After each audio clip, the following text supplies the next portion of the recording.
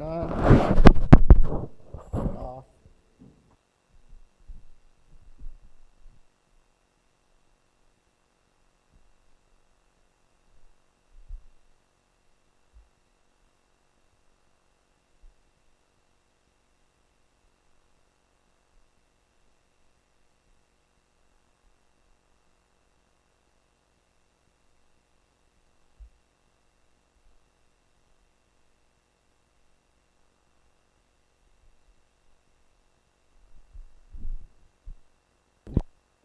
Little button. And when you're done,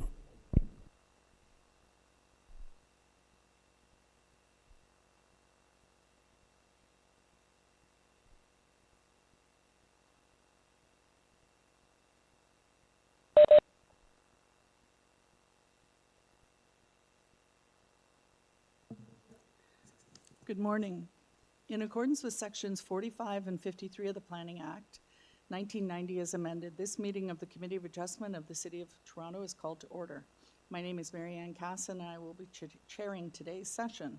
Panel members today are on my left, Ms. Klein, Mr. Nipfeld, and on my right, Mr. Fazeli and Mr. Swartz. And our Deputy Secretary Treasurer today is Simon Lamb. We acknowledge the land we are meeting on is the traditional territory of many nations, including the Mississaugas of the Credit, the Anishinaabe, the Chippewa, the Haudenosaunee, and the Wendat peoples, and is now home to many diverse First Nations, Inuit, and Métis peoples. We also acknowledge that Toronto is covered by Treaty 13 with the Mississaugas of the Credit. Committee of Adjustment public hearings are conducted in a hybrid in-person and virtual format. Some applicants and participants will make their submissions in person, and others will participate virtually by electronic means through WebEx. The meetings are also streamed on the Toronto City Planning YouTube channel, and anyone wishing to view the hearing may watch on YouTube. For those participating virtually, when your item is called, you will be unmuted by the moderator. For both in-person and virtual participants, Committee of Adjustment staff will share presentations submitted in accordance with the written submission deadline. People attending in person today who want to receive a copy of the decision of the committee on an application must fill out a decision request card, and those participating virtually need to submit a written request for a decision by email. If you do not agree with the decision of the committee, you may be able to appeal the decision to the Toronto Local Appeal Body, or in some limited circumstances to the Ontario Land Tribunal. However, the provincial government amended the Planning Act and generally removed rights of third parties to appeal Committee of Adjustment decisions. Only the applicant, the Minister of Municipal Affairs and Housing, specified persons and public bodies are permitted to appeal decisions of the Committee of Adjustment. Today, I will call each item in the order listed on the agenda. Where an application is contested, the agent or applicant will proceed with their presentation. When an application is uncontested, the committee may not require a presentation. The committee may ask questions and/or take the matter into committee for a decision. Any presentation or other materials you wish to submit to the committee must have been emailed in advance of the hearing. Staff and committee members cannot accept new materials at the hearing. The applicant or agent will proceed first and will make a presentation to the committee. Then individuals, either in support or opposed to the application, will be invited to speak. Generally, we first call on speakers in the hearing room and then those participating through WebEx. Each speaker, including the applicant, will be given a maximum of 5 minutes to address the committee. I will comment when you are reaching the 5-minute mark. When all speakers are finished, the applicant agent has an opportunity to rebut those issues that were raised by the speakers. This will mark the end of the discussion, and the application will then be taken into committee for a decision. Let's start with any conflicts to declare this morning from panel or staff? No. All right, thank you. And Mr. Secretary Treasurer, do we have any minutes to approve? through you, Madam Chair, yes, we do. We have 2 sets of minutes to approve this morning. The first is from our February 19th hearing. Present was yourself, Mr. Bartolo, Mr. Swartz, Mr. Fazeli, and Mr. Nipfeld. All right, do we have someone who could make a motion? Mr. Nipfeld? I'd like to move approval of the minutes. Thank you. Seconder, Mr. Fazeli? All in favor? That's carried. And another one? Thank you, Madam Chair. We have a second set of minutes from our last hearing, March 5th, 2026. Present was Mr. Allison, Mr. Marzari, Ms. Klein, and Ms. Sankar-Perota. All right, a motion to approve those minutes. Mr. Fazeli? Yes. Yes, I forward a motion to approve the minutes. Thank you. Seconder? Ms. Klein? All in favor? That is carried. And do we have any deferral requests this morning? Madam Chair, we don't have any deferral requests this morning, but we do have one file to close. Go ahead. That file is 48 Glenvale Boulevard. It's a request to withdraw the file. The file number is A0055/26NY. Can I have a vote to close the file, please? All right. Could we have a motion to close the file? Yes, Mr. I Fazeli. forward a motion, the request for closing the file. Seconder, Mr. Nipfel, all in favor? That is carried. All right, I guess we are ready to begin. Item 1, 17 STRATHEDEN Road. This is an application for a cabana and pool. We have variances for rear yard soft landscaping and lot coverage. On file, we have a decision from 2005, a survey, plans, and photos. Do we have our applicant here? Maybe online. My name is Anthony Zambri from Land Design Canada, representing the owner of 70 Stratheden Road. We're seeking relief for two minor variances. One is a reduction in the rear yard soft landscaping from 50% to 47%, and an increase in lot coverage from 35% to approximately 39%. These variances are minor in nature and have no negative impact on the surrounding properties. The proposal maintains a strong balance between built form and landscaped area, and the functionality of the site is preserved. The intent of the zoning bylaw and official plan is maintained, and the proposal fits approximately within the neighborhood content. We believe that all four tests under the Planning Act are met and respectfully request approval. All right, thank you. Any questions of the applicant? No? All right, let's take it into committee. Mr. Nipfel. Thank you, Madam Chairman. I think this is a very straightforward and very minor application. And as the applicant has indicated, it does meet the four tests, so I'd like to move approval without conditions. All right, thank you. And Mr. Fazeli, you second that? Thank you. All in favor? That is carried. All right, item number 2, 800 York Mills Road.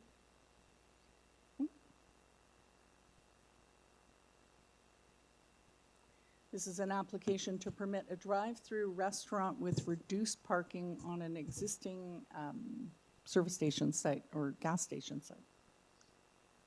The variances are for required parking for car wash, retail store, and drive-through restaurant. On file, we have a survey, cover letter, plans, site photos, arborist report, tree protection plan, transportation traffic study, transportation review memo, and a Metrolinx memo of our applicant.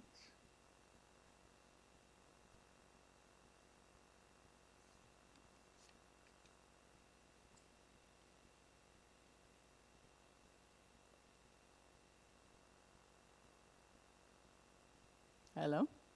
Oh, good. Sorry, wasn't sure if my microphone was. That's okay. was Yep, unmuted. it's working and we can hear you. Good morning, Chair and members of the committee. My name is Vasily Sarantopoulos, representing IGP Realty Advisors on behalf of Suncor Energy Products Partnership for 800 York Mills Road. And your address, please? My address is 19 Galsworthy Avenue, Scarborough, Ontario. Thank you. And just before we begin, do you have any changes to make to the application today? I do not know. All right. Do we have anybody here on this item? No, not in the audience, and there doesn't appear to be anyone online. All right, do we want a presentation? Anyone? Or do you have any questions for the applicant? No? Doesn't look like it. So unless there's something you really want to point out, we can take this into committee for review. Nothing substantial. Just again, highlighting that it's the variance is just a reduction of the parking space requirements from 12 to 9. All right, thank you. Thank you. Okay, let's take it into committee. Questions, comments, motion? Yes. Mr. If there are no Fazeli. comments from my colleagues, I'm okay to forward a motion. I think the application satisfies the four tests. I don't see any conditions, so I forward a motion for approval of this application. All right, thank you. Do we have a seconder? Mr. Nipfel? All in favor? That is carried. Unanimous. All right, thank you very much. The application's been approved.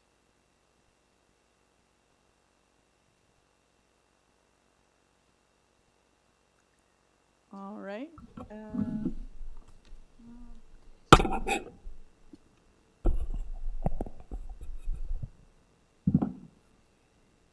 Sorry, I'm just trying to pull up my notes. Oh, here we go. So this is 152 GOLFDALE Road. The application is to alter the existing two-story dwelling with additions, new front porch and basement walkout, and a garden suite in the rear yard. The variances are for front yard setback, east and west side yard setbacks, front exterior stair width, west side walkout setback to west property line, front porch encroachment into front yard, front porch canopy encroachment into east and west side yards, eave projection into east side yard, front porch encroachment into front yard, and for the garden suite, rear yard setback and west side yard setback. On file, we have a survey, plans, arborist report, supporting materials, many letters of opposition, form letters mostly, or the same letter copied over. I think there are 52 according to the agenda, and a late letter of objection. And do we have someone in the audience here on this item today? All right, we have a few people. Thank you. And our applicant is in front of us. Go ahead. Good morning, Madam Chair. Jonathan Benskowski, 301 Keewatin Avenue. Thank you. And do you have any changes to make to the application before we begin? I do, Madam Chair. We will be removing variance number 12 as it pertains to the rear yard setback to the garden suite. Okay. All right, so I guess we will ask you for a brief presentation to, because we have the residents in attendance and anyone listening online, so. we'll start with Absolutely, that. Madam Chair. If we could just scroll up a little bit. I want to start with the public notice. And the reason I'd like to start with that is to stress that this is an addition to the existing dwelling. This is not a new build. This is an addition. In terms of the public notice itself, variances number 1, 2, 3, 4, 7, and 8, as it pertains to only the east side, as well as 9 and 10 are all existing conditions. They're not an introduction of a new side yard setback. It's not the introduction of a new front yard setback. It's also not a new introduction of roof eaves, as again, the building exists. There is a second floor. Logically, those roof eaves that would have the projection today will carry forward with the new proposal. Again, if we could now just go to my support material, please. So within the support material, perfect. We see that as the existing house today. Again, important to note that the stairs exist where they are today. In fact, the new proposed stairs are actually pushed closer to the house and don't project as far out to GOLFDALE as the existing stairs do. What is a new feature in the front elevation is the stairs are proposed to be covered by a platform, whereas with the existing dwelling we see right now, it is only the actual porch that's covered with a roof platform. The proposal does introduce a covered platform again, but that is actually recessed further towards the dwelling, not projecting towards GOLFDALE any further. If we could please go down to the next screen. Sorry, to the next. So basically what I've done here again is just illustrating exactly what is being proposed in terms of the existing site condition that's there today. So again, that list of the 8 variances I went are all the existing site condition that is there today. Again, not an introduction of any new setbacks or bringing the dwelling closer to GOLFDALE. If we want to zoom in a little bit, we can see some of the measurements that are there. Additionally, we can also see, if we were to go over to the stairs, we can actually see the existing dwelling. If we zoom in, sorry about actually, right, we can see right there where that stair projection that exists today is actually further towards GOLFDALE than what is being proposed.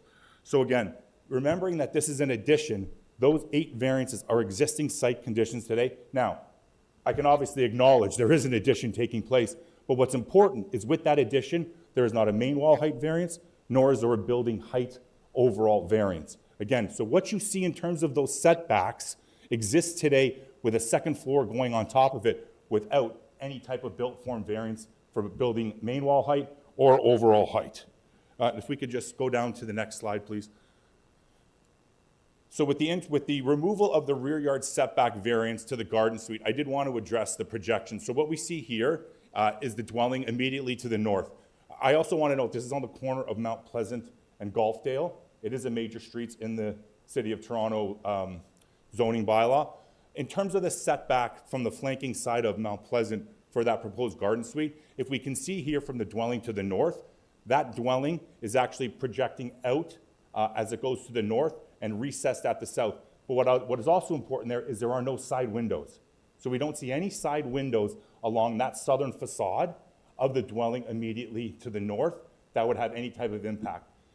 Turning to the removal of a boundary tree, with the removal of the rear yard setback variance to the garden suite, that is now zoning bylaw compliant.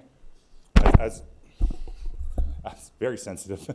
As we're all aware, this kind of standard thought process with trees is if it's zoning bylaw compliant, that impact or injury is considered acceptable. Again, understanding that it is zoning bylaw compliant, I will acknowledge that also will require a consent letter from that neighbor if it gets to that point of the injury being catastrophic or requiring that. I think that's really all I have to say. I'm happy to answer any questions or have a seat and listen. All right, thank you. Does anyone have questions for the applicant? No, I think we understand the application. So let's, if you have a seat, Mr. Mikowski, and we'll start with whoever wants to come first.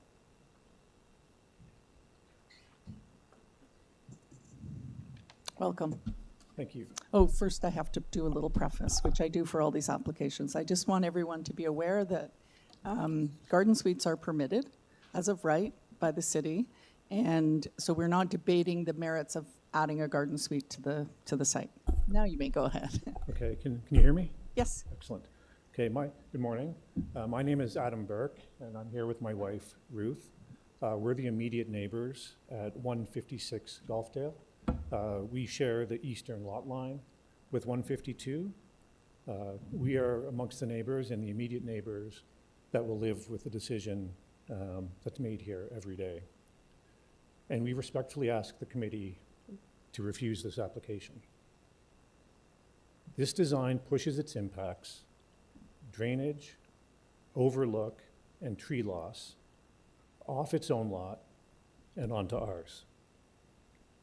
We are not here to oppose additional housing. We support increased density on residential lots. What we oppose is the overbuilt design. It requires 12 departures from zoning standards because it is too big for this lot. The applicant's representative indicated that some of the variances are either minor or relate to existing conditions. We agree with that. For instance, variance 4 deals with the east side yard setback, which has been in the same location for roughly 100 years. We have no issue with variance 4. Variances 6 and 7 concern a basement stairway and the front porch. We have no issue with variances 6 and 7. It is the remaining 9, taken together, that would fundamentally and permanently affect our family's use and enjoyment of our property. And here's what I mean by use and enjoyment. In 2022, we built a permitted in-ground pool and outdoor living space.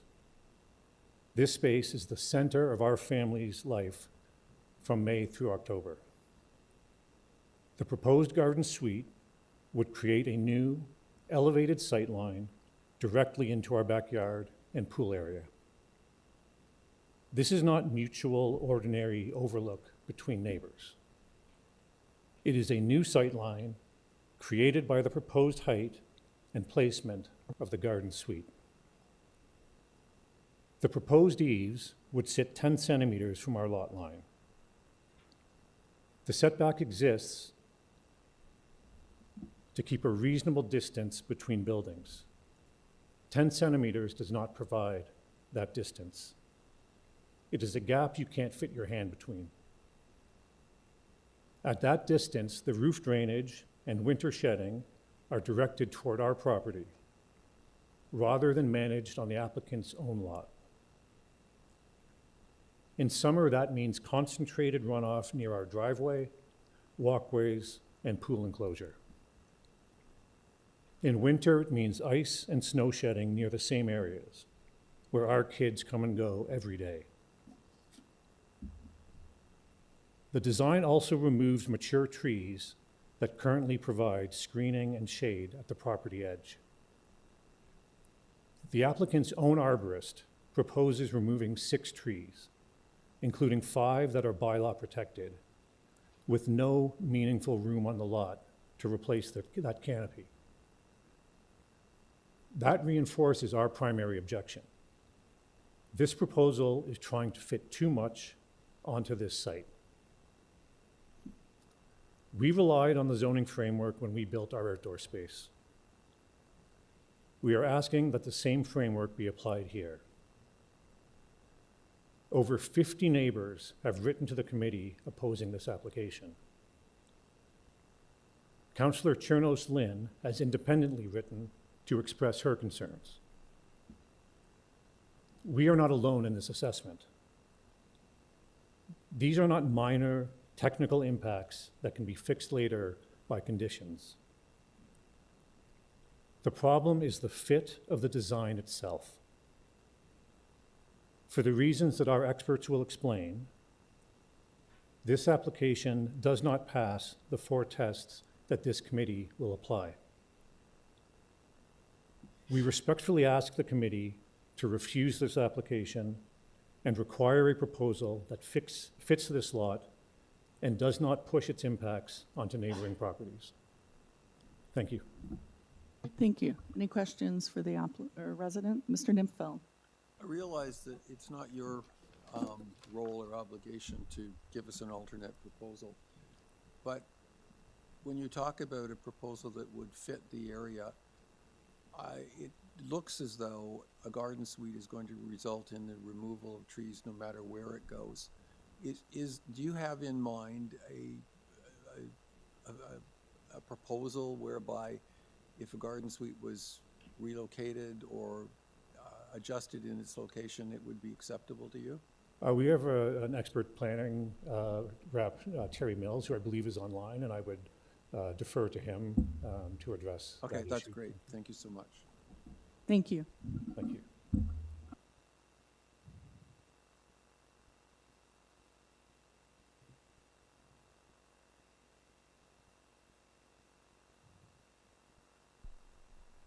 No, I don't think so. Welcome. Good morning. My name's Linda McDonald. I've been retained by Horst Hooniken, who is the resident at 250 GOLFDALE Road. I've also submitted a letter to the committee, which was dated March 19th. I'm a landscape architect and an urban planner, and I actually had the honor of working for the City of Toronto in planning for over 30 years.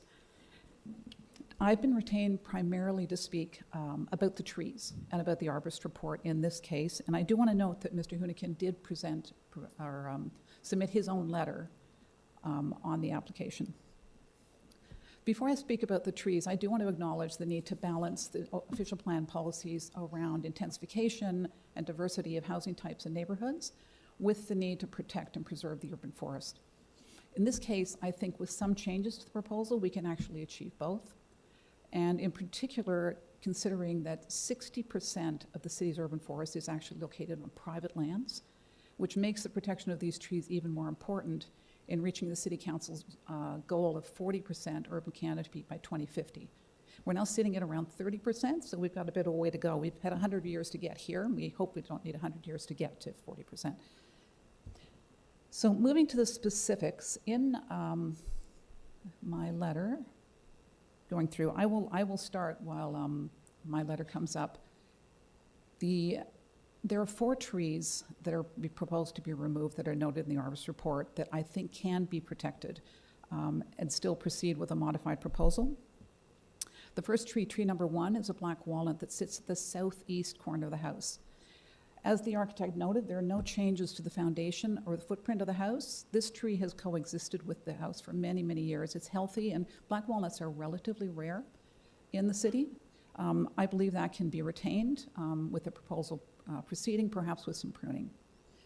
The second tree that I want to speak to is tree number 3. It's a Norway maple which sits on the west side of the house on the Mount Pleasant edge. That tree, as noted in the Arborist report, is an invasive species. However, a very large percentage of the city's street trees are Norway maples and should not be removed if they're healthy. Certainly we should avoid planting new Norway maples, but the Urban Forestry Division is not in the practice of removing healthy Norway maples, and in fact they regularly prune my Norway maple to keep it healthy in front of my house. I think that tree can be retained. It will need some pruning because there is a trunk that overhangs the house. However, the main central trunk can be retained. There is a new access point to the basement, but that again, that access point, that stair, can be moved to the north to protect the root system of that tree. So in my opinion, that tree can also be protected. 2 other trees, trees number 4 and tree number 8, are both black locusts proposed to be removed. They are also invasive species. In this instance, again, the city is not advocating, city forestry has not been advocating removal of healthy trees in certain circumstances like this. One of the trees, tree number 4, which sits north of the house, close to the east property line, is, in my opinion, a magnificent tree. It is very large, it is very healthy, it is a beautiful tree. There may be some changes required to the landscape in the pool to protect the root system of the tree, but again, I believe it can be retained. And finally, I want to speak to tree number 8. Tree number 8 is the boundary tree that the architect referred to, which is along the north property line. The garden suite has been shifted slightly to the south to eliminate that variance. I believe to retain that Norway maple and protect its root system, you would probably have to shift the garden suite further south in order to protect enough of the root system. I believe there's room to shift it further to the south. And when I was with the city, I was actually part of the team that developed the garden suite and laneway suites bylaws. And key to our conversation was, how do you introduce garden suites, which the chair has noted are as of right now in the city, and preserve the urban forest? And during our conversations, it was a critical part of our conversation internally as staff at the time, and it was absolutely important to the residents of Toronto neighborhoods. So that balancing act of put in the garden suite, absolutely it's as of right, but find a way that you can kind of shift it a little bit to try and preserve that boundary tree. So in conclusion, I'd like to say that I believe that the application as proposed does not conform with the intent of the official plan and is not desirable for the appropriate development of the land. And I respectfully request the committee to make an approval, if they choose to approve these variances, conditional on protection of trees 1, 3, 4, and 8, and of course subject to final review by the city's Urban Forestry Division. Thank you very much for your time. Thank you. Any questions? Mr. Nipfel. Thank you, Madam Chairman. I've got the site plan with the trees on it that's also in the arborist report. I think I followed the trees you were talking about, the black walnut and the maple, which are adjacent to the existing house, but I'm not clear about the other ones. If we put, yeah, that's the drawing there. Can you give us a general idea of the specific trees you were talking about? Yes, we can go back to the Because the two, the walnut and the maple, it doesn't, they're not being impacted by any of the construction on this application as far as I can see. So the walnut, looking at this plan, you can see at sort of the bottom left corner, the walnut is just adjacent to the stairs, the front stairs to the home. It's very close to the foundation of the house. On page 9 of the arborist report, it does say that the tree could be retained with some pruning. Just because the house is getting taller, there may be some pruning. Absolutely, it could be retained. The arborist report recommends on another page in their report that the black walnut be removed.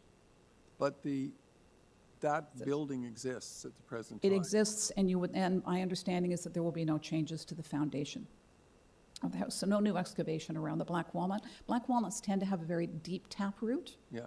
So that root would be going, down fairly deep, fairly quickly.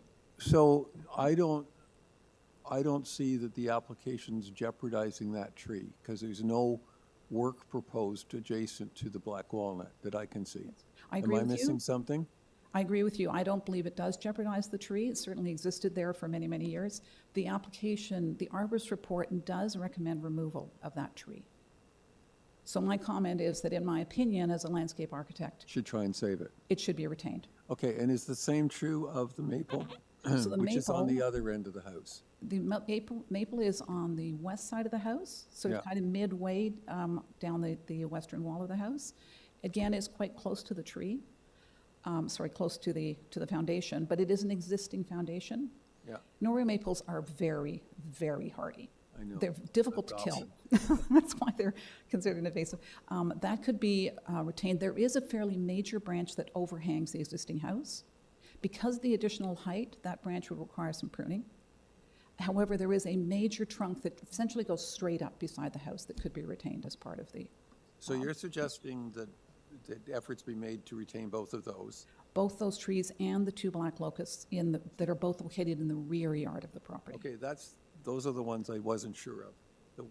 Because Okay. they affect, the location of the garden suite affects those. Garden Suite.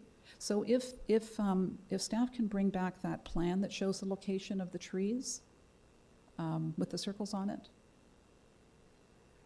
One of the locusts, there we go. So if you look at this, at the bottom of the slide, you can see the very, very large circle. Yep, That's the black locust. So again, that's to the north of the house. Fairly close to the foundation, but that is an existing foundation. So there won't be excavation around that tree. That tree is already, the root system is already growing, where the space is available. It's a very healthy tree. It may require a little bit of modification to the landscape in terms of excavating for putting down paving or where the pool goes. But it isn't required to be removed in order to accommodate a brand-new garden suite. You can see on this plan, the garden suite is much further north yep. on the property. So your position clearly is that every effort should be made to retain those 3 trees, and that sounds, from your expert opinion, that that's possible. I believe so. I Okay. believe so. So And there then actually the are ones four, that are in- four altogether to be retained, in my opinion. What's the 4th one? The 4th one is the boundary tree, the black locust, which sits right on the rear lot line of 152 Golfdale. It's just off this, there we go. Great big one. So see that large circle again between the existing garage and the neighbor's garage? Yep, That would require some further shifting of the garden suite beyond the minimum setbacks in the zoning bylaw in order to protect the root system. There is a garage that sits there right now, but there would be some excavation required to put the pad down for the garden suite. Garden suites generally don't have basements. So I would recommend that tree be retained. There are 2 trees you can see in this which are directly under the footprint of the garden suite. yeah. There's a Colorado spruce and I believe a Manitoba maple. I think it would be difficult Yeah. to retain those 2 trees also. Because I agree with the chair, garden suites are as of right. I think suggesting that it shouldn't happen at all is not really reasonable. With my urban planner's hat on. Okay, so that's very helpful. It sounds as though the one issue, aside from an agreement to preserve those trees, which I'd be inclined to think the applicant would agree to, a shifting of the garden suite to the south slightly would save the 4th tree. Yes, and I think that urban forestry staff would have to take a closer look at that Yeah. in terms of permitting. Obviously, at the end of the day, urban forestry will make a decision on whether they're going to permit. Sure. But yes, I think every effort should be made to protect that tree, and of course, there would have to be consent from the adjacent owner. Thank you for your information. It's very helpful. All right, thank you for Thank your you very time. much. Oh, sorry, Mr. Swartz has a question for you. Go ahead. If you had to point out, there's a lot of letters here, and it seems like the cumulative effect is what the residents are saying and what you're saying. But, could you summarize it maybe just in one? If you had to point out, is there one main thing in the application, one of the variances that is particularly egregious or upsetting in your view?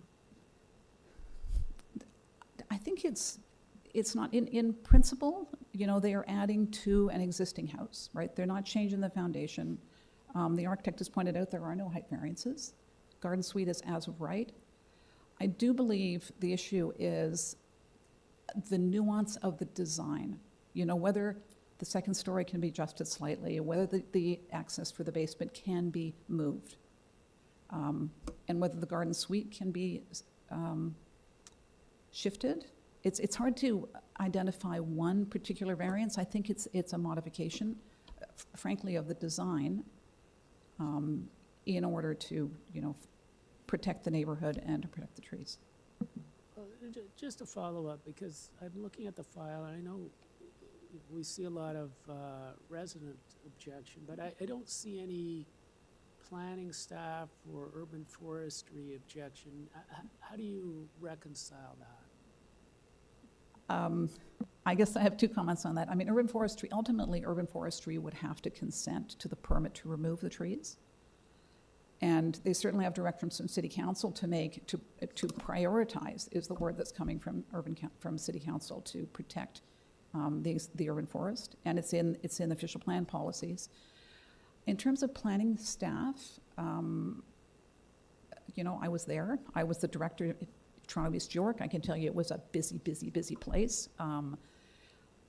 Perhaps, the variances were not seen by planning staff to be significant when you just look at the scale of the development in the context of the neighborhood.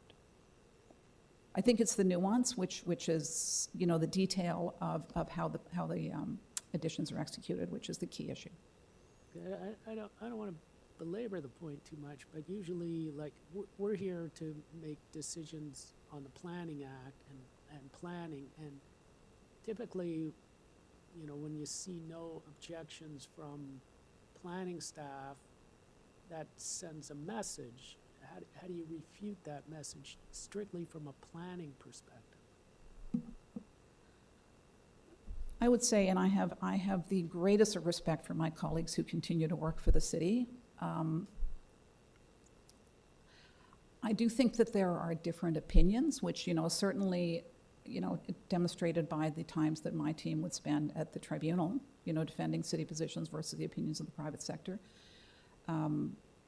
In this case, I do believe that there is a conflict with official plan policies, right, in terms of preservation of urban trees, which is specifically set out within the official plan, which I've noted in my letter, the actual policy references. And I understand there's a dialogue between, well, you have to intensify housing and provide diversity of housing, and you have to protect trees. So how do you choose between the two? In this case, you can achieve both. You can achieve the planning policies in terms of housing intensification. You can achieve the tree preservation policies. So in my opinion, this doesn't comply with the intent of the LP because it doesn't preserve the urban forest in a situation where it is perfectly reasonable to preserve those trees. Thank you. All right? Is there anyone else in the audience that wishes to speak? Please come forward. And let's start with your name and address. My name is Stephen Bent. I live at 1765 Untitled Road. I was there for the last 23 years.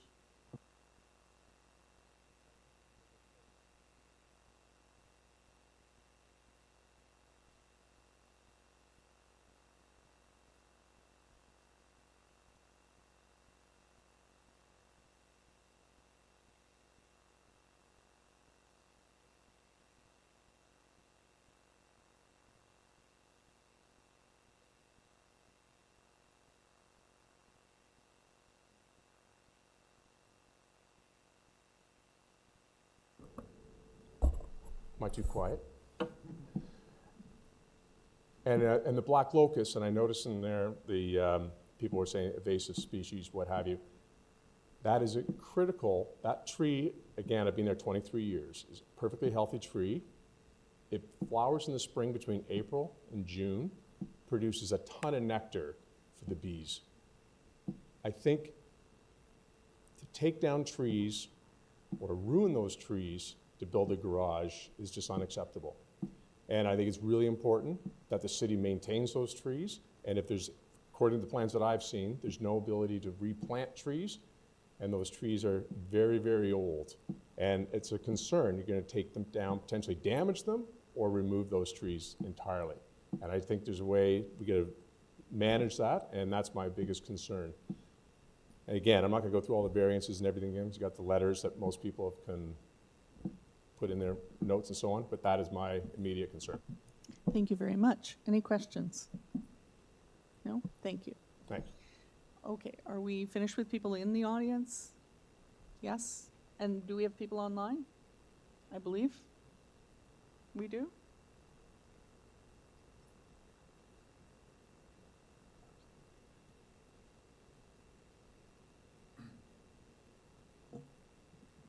Terry Mills has been unmuted. Okay. Mr. Mills, you there? Yes, I am. Can you hear me all right? Yes, you could speak a little louder. Okay, I will try to do that. Sorry. That's okay. You have my letter there, and I'm a planner, and I've done a lot of work in the Teddington Park area. By the way, my address is 101 Roehampton Avenue, Unit 801. Thank you. And that's also on the top of my letter. So if we go through my letter, on this second page, I raise in the top part two principal concerns that I have. And one is that we're dealing here with an application that's, the public notice says it's a detached dwelling, not a duplex. And as such, it's actually subject to FSI, and there's no variance for FSI. Meanwhile, this application is at 55.33%, and the area is a 0.35 area. So I would have thought at a minimum that that should have been a variance, so it could be noticed by everybody and it could be addressed. And at the bottom of my letter, I actually put in a chart showing, committee of adjustment decisions pertaining to FSI in the neighborhood on this street in particular. And the 0.55 is slightly on the high side. That's the red line on that last diagram on the last page. And actually going through reading the additions on those, there were a number of them that the committee actually had modified the FSI to bring it down to 0.5 or less than 0.5. So that would be, to me, in my mind, a density that would be preferable. The average of the whole street, by the way, is around 0.43, but a lot of those houses haven't been improved. The second item on that page that I mentioned is there is an exception in, exception 1427, and it has that above the first floor, an existing building is not to encroach into the required yard setbacks. Now, being an existing house, usually you're able to project straight up. But this, I noticed, occurs in all three zones in Teddington Park, this standard. And I imagine what it was they were trying to make sure that the zoning got to catch up with some of the early buildings, and this is one that was one of the very early ones. In fact, that's why one of the problems with the building is this actually sits forward on the site, out of line with all the other setbacks on the street. So if we go on to now page 3, I just have 5 concerns there. I've talked about the FSI, that's one. The 13 variances, to me, sort of crayoning outside the lines. I would hope that we would be able to see some of these reduced, and also that the FSI has the opportunity to be discussed at a hearing. The tree, I think we've already heard about that one, and I agree that it should be kept. The parking one, I note that the building to the immediate north meets that setback requirement, and we're on a very busy street. So getting parking your car out, it's important that you have a proper arrangement for parking. And the very last one on that page, number 5, I talk about the front. And with that, I'd like to go to the very last, second last page, page 10. The bottom right-hand corner, I have a little diagram there, which is an aerial, and I put the site plan on top. But all the red marks are actually the numbers for the variances that apply. And you'll see that they're all clustered around the front. And they're clustered around the front because the building is actually set forward from the rest of the street. And they want to be able just to assume they go straight up and square it out. And, at that point, you lose, you're getting into what the character of it's going to be like compared to what the street is like, plus it's standing forward. So I would hope modified design can be put together that improves that condition.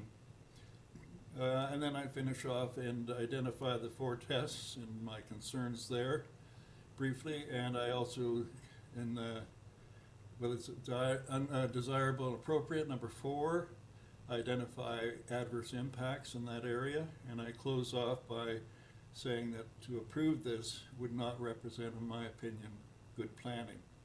But I do believe that it's possible to, see a revised scheme that will satisfy many of the concerns of the neighborhood and myself. That's my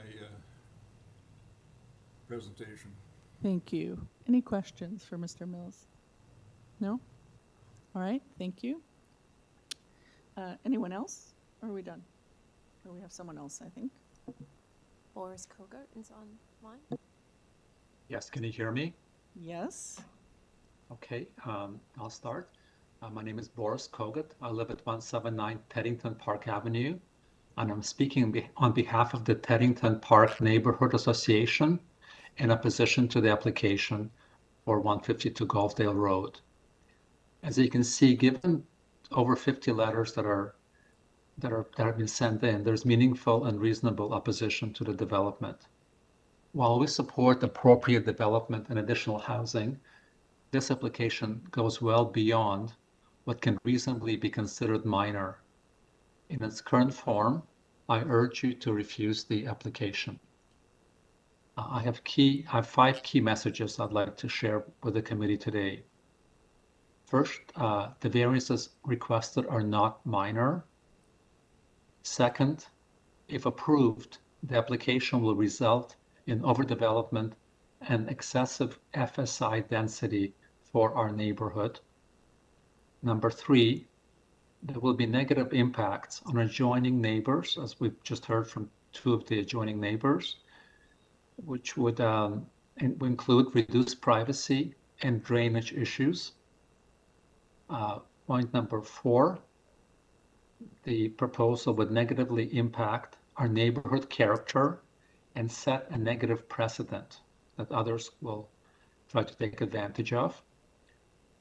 And number 5, lastly, this development will result in removal of mature trees, many of which are not necessary to be removed. They can be saved, as Linda had indicated just before me. So just to go into a few details, my key message to you is that this proposal requires 13 separate variances affecting virtually every aspect of the property: the front yard, side yard, building massing, and the garden suite. I can appreciate that many of the variances are existing.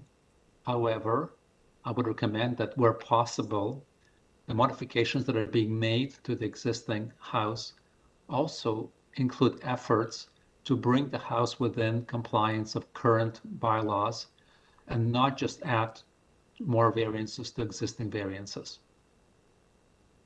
That's my key message. I have a lot of more detail, but I will probably pause here. Just in closing, I appreciate you've got a lot of files ahead of you here to hear. But in summary, this application fails all 4 tests under the Planning Act. The variances are not minor. They do not maintain the intent of the zoning bylaw. They do not maintain the intent of the official plan, and they do not represent appropriate development of the land in question. For these reasons, I respectfully request that the committee refuse this application. Thank you. Thank you. Any questions? No? All right. Thank you very much. Okay, Mr. One question. Mr. Swartz, go ahead. Thank you. I think I just want to reconcile and understand, you're saying that there are too many variances and the cumulative amount of these variances is too much, but I heard from the applicant, and effectively, if I understood the applicant correctly, he said that it's not as many variances as it appears because some of them are pre-existing built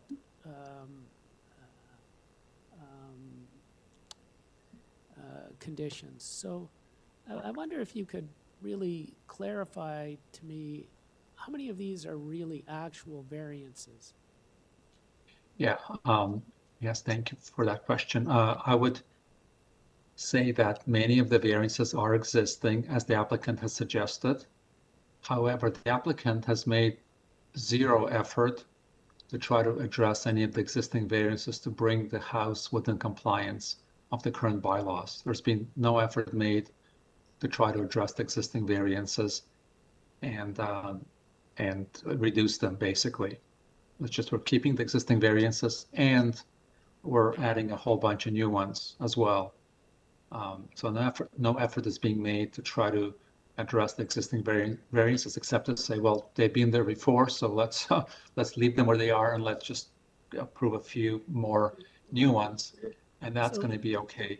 Maybe well, sorry to interrupt, but I just want to know sort of a number, because the applicant's going to come back, and I just want to know how many variances are we really dealing with that are new? I mean, I know that's not the complete decision we're going to have to make, but I think it's important to understand that. How many of these are actually new variances? Okay, I believe that about 5 or 6 are new, but our planner that spoke before me would be able to give you the exact number. That's fine. I didn't need it. Your estimate's good enough. I believe 5 or 6 are new, and the rest are existing. You good? All right. Thank you. Mr. Minkowski, let's hear from you in response to what the residents have raised. Thank you, Madam Chair. If we could just go to the site plan. I want to put this in proposal and in perspective of what we're proposing. We are proposing a dwelling, have an altered dwelling that will have a building length of 13.13 meters. The proposed addition to the rear gives us a total of 13.13 meters in building length after the addition, well below the 17 meters that's permitted in the zoning bylaw. Additionally, the total coverage, including the dwelling, as well as the proposed garden suite, is 37.6%, whereas 45% is permitted. The proposed height of the dwelling itself is 10.37 meters, whereas 11 meters is permitted. So the idea of this being an overbuild and too much on this lot, I'm really struggling to grasp that concept, again, with a dwelling having a length of 13.13 meters, okay? I want to go back to what Mr. Mills said. I'm not sure what policy he's looking at, but on a multiplex, FSI is not regulated. It is regulated through coverage, setbacks, and building length. This was done through a zoning review. So again, I'm not sure where a request for FSI would come when there's 3 units that are being proposed on the property, 1 in the basement, 1 on the first and the second, and 1 within the proposed garden suite itself. I would like to turn to the idea of, I do want to just make a couple of issues as we get to overlook and privacy. If we could just scroll through the plans, please, and if we could get to the second floor of the dwelling. There was a mention of the adjacent neighbor of some overlook and privacy. Along that east facade, along the second, that's it, perfect, that's perfect. 1 up, please. Yes, 1 more, please. Sorry, that's the existing, sorry, my apologies. Keep going down, please. But there is no livable, occupiable room. There, 1 more, perfect. The stairs that are proposed there, sorry, on the east side, on the right side, 1 is in a powder room and 1 is in the stair tower. So in terms of overlook and privacy, as it relates to that adjacent dwelling, I don't see that as being an issue.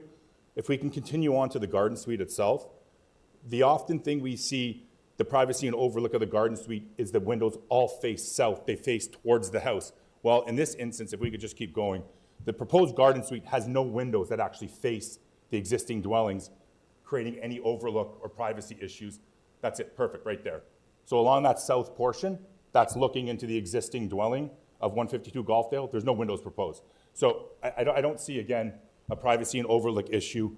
Again, that is zoning bylaw compliant with height, as well as all setback aspects of the zoning bylaw itself. If we could go back up to the site plan, please. There was also a suggestion of the safety of coming out of the proposed garden suite. That setback is 5.656 meters, which is what we're requesting a reduction in the zoning bylaw for. A standard City of Toronto parking space is 5.6 meters. So if you think of the impact of that, notwithstanding the neighbor to the north has a driveway that faces there. I'm trying to go as fast as I can, Madam Chair, because there's quite a lot to go through. Could we go back to my supporting material? I did want to speak to the adjacent neighbor. Actually, that's fine. We could leave this up. That's fine also. The adjacent neighbor to the east actually has the driveway that goes into the garage at the rear. So that is entirely hardscaping. There was a suggestion of the reduction of the eaves is going to create drainage issues. Again, that eave condition exists today with where that setback is, okay? Last point I'd like to go to, if you could go to Mr. Mills's picture he had on the screen, because I do want to speak of the suggestion of the continuous front yard setback along GOLFDALE, because I thought his picture will really tell us a great story. Perhaps we pause the clock for a sec because I think we had trouble finding Mr. Mills. There's so many submissions, it's hard to.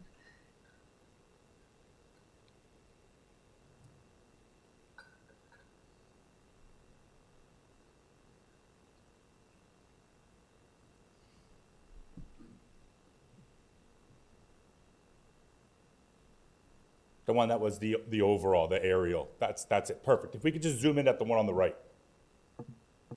So I think this here tells us a great story of what the actual proposal is. Okay? The proposal is to put an addition on top of an existing bungalow. That's it. That's what this proposal is for. Now, the comment of the different front main walls along GOLFDALE, we can see right here, those three dwellings right there. That is not a continuous street wall. We see the subject property built forward, the adjacent property built behind, and then the further third property also built behind the second property. So what we see right here leading into the neighborhood is a fractured front main wall along GOLFDALE. Now, the general idea, planning principle, is to try and have your gateway into that idea of the gateway into the community. In this sense, that front yard setback exists. There's no change. I would just like to quickly address a couple of the comments with the trees, if that's okay, Madam Chair. If we can go to the arborist report, please. And just bring up the inventory on the first page. I would also note, through you, Madam Chair, as Mr. Schwartz says, I don't even see a recommendation from urban forestry in the file for any type of a permit. I disagree totally with a comment that was made by a planner that the city sometimes misses these things. They simply don't. The city simply does not miss applications. Planning does not miss commenting on an application. I get almost a call on every single application from a planner that is just assigned to doing this work. So I do take some issue with that comment. If we could go to the actual inventory, sorry, not the inventory, but the map. I think it's the first page.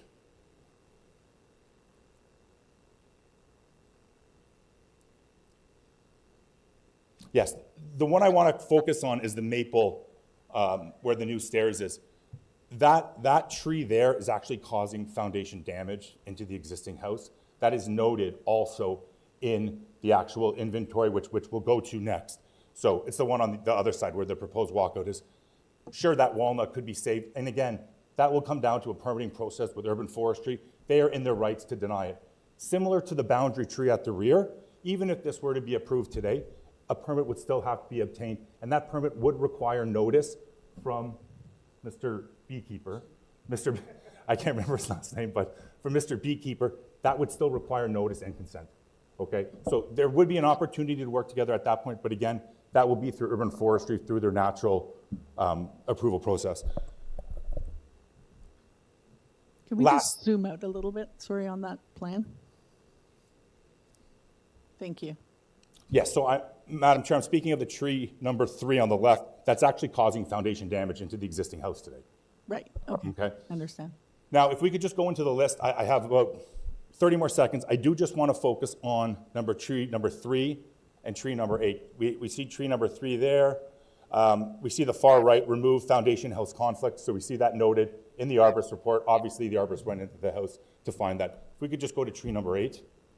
And I am by no means, Madam Chair and committee, here to advocate removing trees, but I do also want to put in perspective what tree number 8 is from an arborist, not from myself, but from an arborist who says remove garden suite conflict, adjacent owners, consent needed.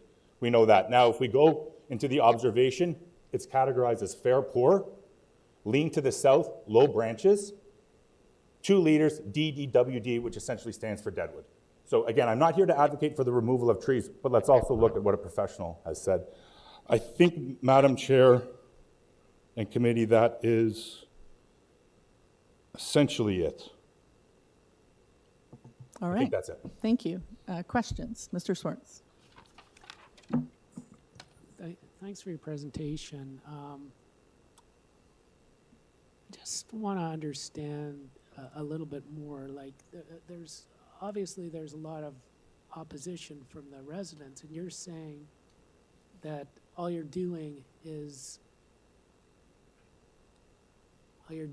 adding a second story, if I understand the fundamental nature of your position. But I guess in relation to that, are you adding a second story, or are you really increasing the building's footprint and the mass at a reduced front yard setback from what is currently the situation? So that's a good question. Can we go to the site plan, please? If we bring up the site plan. So there's 2 aspects to this proposal. There is a bungalow top-up, let's call it. That bungalow top-up, as it relates to the south, east, and west property line setbacks, remains in the same position. There's no alteration to any of that, okay? What also is proposed, as we see here, is a 1-story rear addition. Now, if we look, we can see it's set in along the east. So the only new construction, interestingly enough, is zoning bylaw compliant, which is for a 1-story addition. So the new construction, the new foundation, the new footings is zoning bylaw compliant as it relates to the side yard setback. There's no increase there, as we can see right there. Okay, it's again zoning bylaw compliant. So in terms of what we're doing, it's a bungalow top-up with a 1-story addition to the rear that is zoning bylaw compliant, and again, leads us to a building that is 13.13 meters in length and a total coverage of 37.6%. Well below 45% and 17 meters, as well as being overall height compliant and main wall height compliant. Okay. Further question? Do you want to think about it if someone else has a Okay, question? let somebody else, but Okay. I will have a follow-up. Mr. Nipfel. Thank you, Madam Chair. And Mr. Brankowski, very briefly, I completely understand that the existing house, the addition, is very minor. The concern that appealed to me was the landscape architect, who I thought put forward a very good presentation. The black walnut on the arborist report is slated for removal. She said that she felt perhaps that it could be saved. The Norway maple, I didn't realize the problem. You just identified that it's destroying or creating a problem with the foundation. I doubt very much that it could be saved. The other trees, the large one at the back and the one adjacent to the garden suite, the large one at the back sounds like it could be saved. The garden suite sounds a little less likely. I think what the person speaking about the trees was appealing for is some consideration for attempting to preserve those. So could we take it, I'm assuming the answer would be yes, could we take it that you will work with forestry to see if it's possible to save those particular trees? Yes, I don't. I appreciate you got an arborist report that says take them down. We've got an applicant, a person that's come to us who's a professional landscape architect who said, you know, in my opinion, I think they could be saved. I think the question is, are you prepared to work with forestry to look at that? I think there's, through you, Madam Chair, Mr. Kniffel, I think there's two parts of that. I think the first part is, again, we spoke of the trees at the front. Even if there's so many trees on the line, the black walnut that that's could the be, big one. yeah, That's could the be big one. saved. Yeah. Again, that's in your hands as the committee, how you'd like to address that if you feel like you should. I don't think the desire would be to just remove trees to remove trees. Okay, I can tell you that black walnut will be very expensive to take down. Very expensive. You'll have to de-stump it because you don't want it there. It will be very expensive. The maple on the other side is causing an issue. I think that has to come down, possibly regardless of the outcome of today. That may have to come down because of damage. I do think the working with urban forestry is not only going to be working with urban forestry, it's going to be working with the adjacent neighbor to the north, who ultimately, as a boundary tree, has a lot more rights than just than what happens within the site itself. Okay, so the issue isn't closed. You're still open to negotiating all that? Absolutely. Okay, and the other question I had was, can you shift the site plan so we can see the garden suite? You mentioned that, thank you, the neighbor on GOLFDALE indicated a lack of privacy because of the garden suite. You said there are no windows facing, but there's one. There's one bedroom window that faces. Correct. Yeah, but you also mentioned that there's a garage at the back of the neighbor's property. And so it appears that the window faces a garage. Am I correct? Absolutely. Through you, Madam Chair, correct, Mr. Kniffel. We can actually see it, the outline of the garage there. Okay, and the last suggestion, there were two other suggestions. The one suggestion was possibly shifting the garden suite to save that one tree, but you've indicated that it's a diseased tree, so I don't think I'll pursue that. One of the speakers mentioned that what is being proposed here is a duplex and it generates another variance. Could you speak to that? Is that new to you? No, it's actually not new to me at all. Through you, Madam Chair, it's a duplex, which means it doesn't have an FSI. So anything above 2 to 4 units and 2 to 6 units in Toronto proper has no FSI requirements. It just simply doesn't exist. There's no more FSI. That even was put forth through an OREG a year and a half ago that increased the coverage also up to 45%. So it's these, again, we're done with zoning reviews, not with a waiver. Good, thanks a lot. I think that the part of the problem is that it's not described as a duplex in the description of the application, correct? Yeah, and you know what, Madam Chair, that's kind of how the notices are sent out now. They're not describing them as duplexes. My assumption is because they're permitted as duplexes. It's being built as a home. Okay, further to Mr. Nipfeld's question about the windows and in the garden suite. The garden suite, this drawing shows the original application, correct? This isn't showing the revised rear yard setback. I think you're correct, Madam Chair. It has been sent in. It was sent in last night, so it is on file. So if you do approve, you could tie it to what was submitted with that. But again, by removing the variance, I'm implementing the change that came on the plans yesterday anyways. Right, so, but the garden suite's moving south a little bit. Correct. So I guess in terms of the overlook, it could be a bit more of an issue. Correct. Because Again, it is in a bedroom unit. It's located in the far corner of a bedroom unit, not in a primary living space. Okay, thank you. No, you can't, sorry, I've already had the opportunity. I thought I had another question. Does anyone else have any questions? Mr. Swartz, did you come up with another question or did you answer it yourself? I think I've answered it myself. Okay, fair enough. I think that was, I drove by this site last evening. I could see that tree on the north boundary. Eyeballing it does look like it's got some issues, but I would trust the arborist's report on that one. Anyway, I will leave it at that for questions. Anybody further, or we're done? I think we're done, and we will take this into committee. Thank you. All right, committee. Mr. Swartz, start us off. Okay, I asked a lot of questions because I wasn't sure about this, and now I am. I think the reason I wasn't sure is because we got a whole bunch of variances. Some of them are just approving things that are already existing, and I think it's easy to get confused. I'm not concerned about the number of variances, and that was what the residents made as their main point, but I do support the overall position of the residents, which is I don't think this is a supportable application.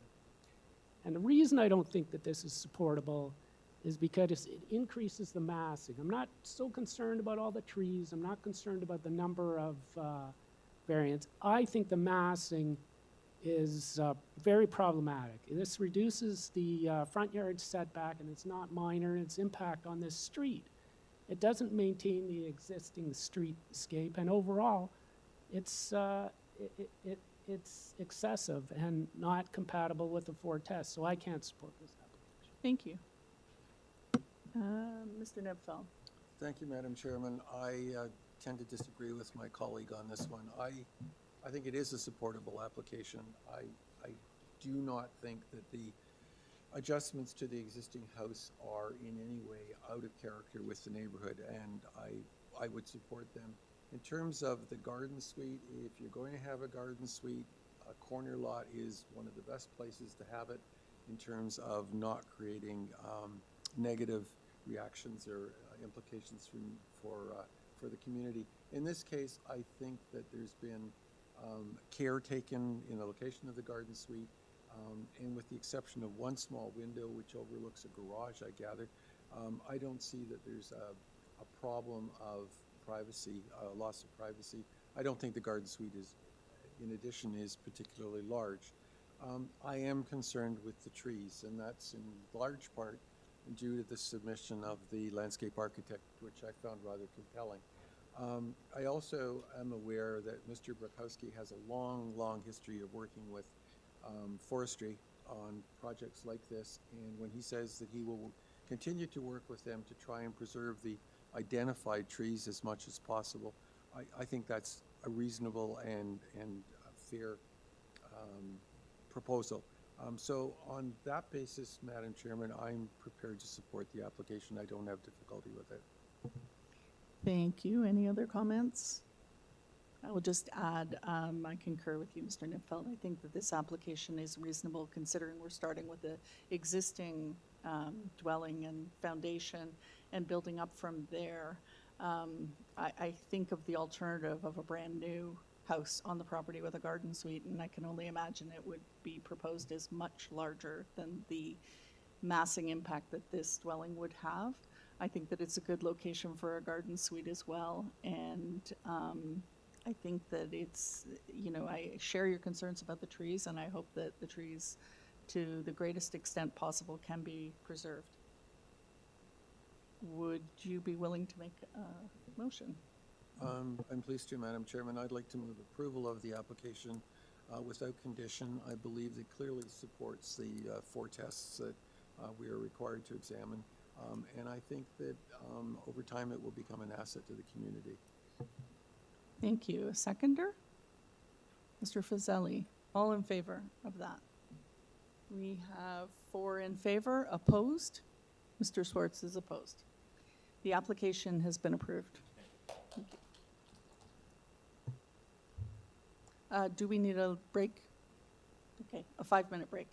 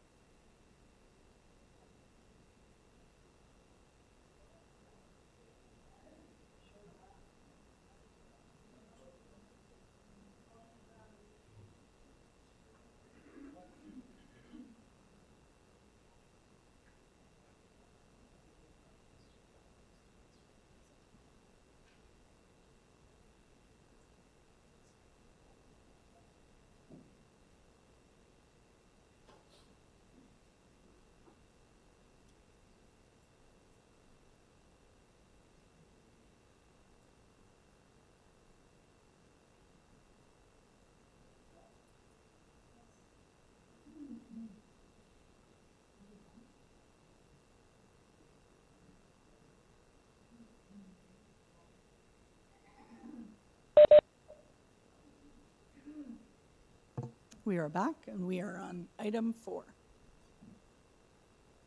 which is 389 Brookdale Avenue. The application is to alter the existing dwelling by adding a rear deck.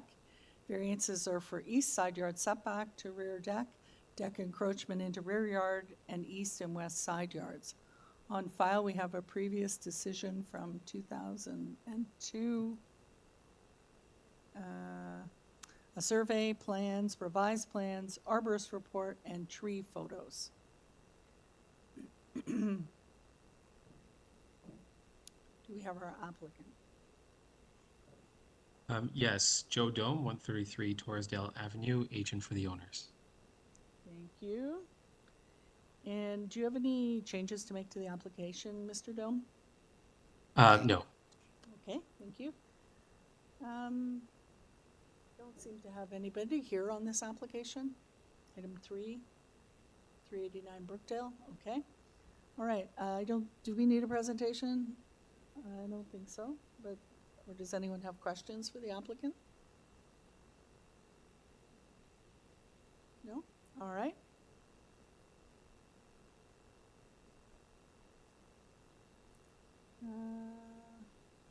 Ready to take it into committee then? Unless there's something you wanted to mention, we'll just take it into committee. No, I would just note that it's a fairly straightforward application for the proposed rear yard deck. I'll note the subject property is adjacent to the rear of an existing commercial building at 1661 Avenue Road on the west side, which does mitigate impact. And we feel comfortable moving to a motion. All right, thank you. Okay, anyone?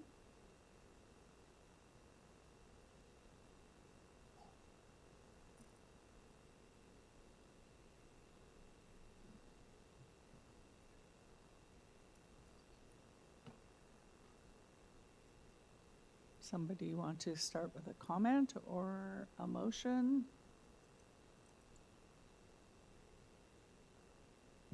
Yes, Mr. Fazeli? yes, through you, Madam Chair, thank you. If there are no comments, I'm okay to forward a motion.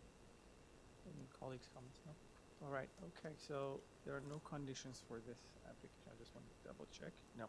No. So I think it's a straightforward application. It's satisfied with this.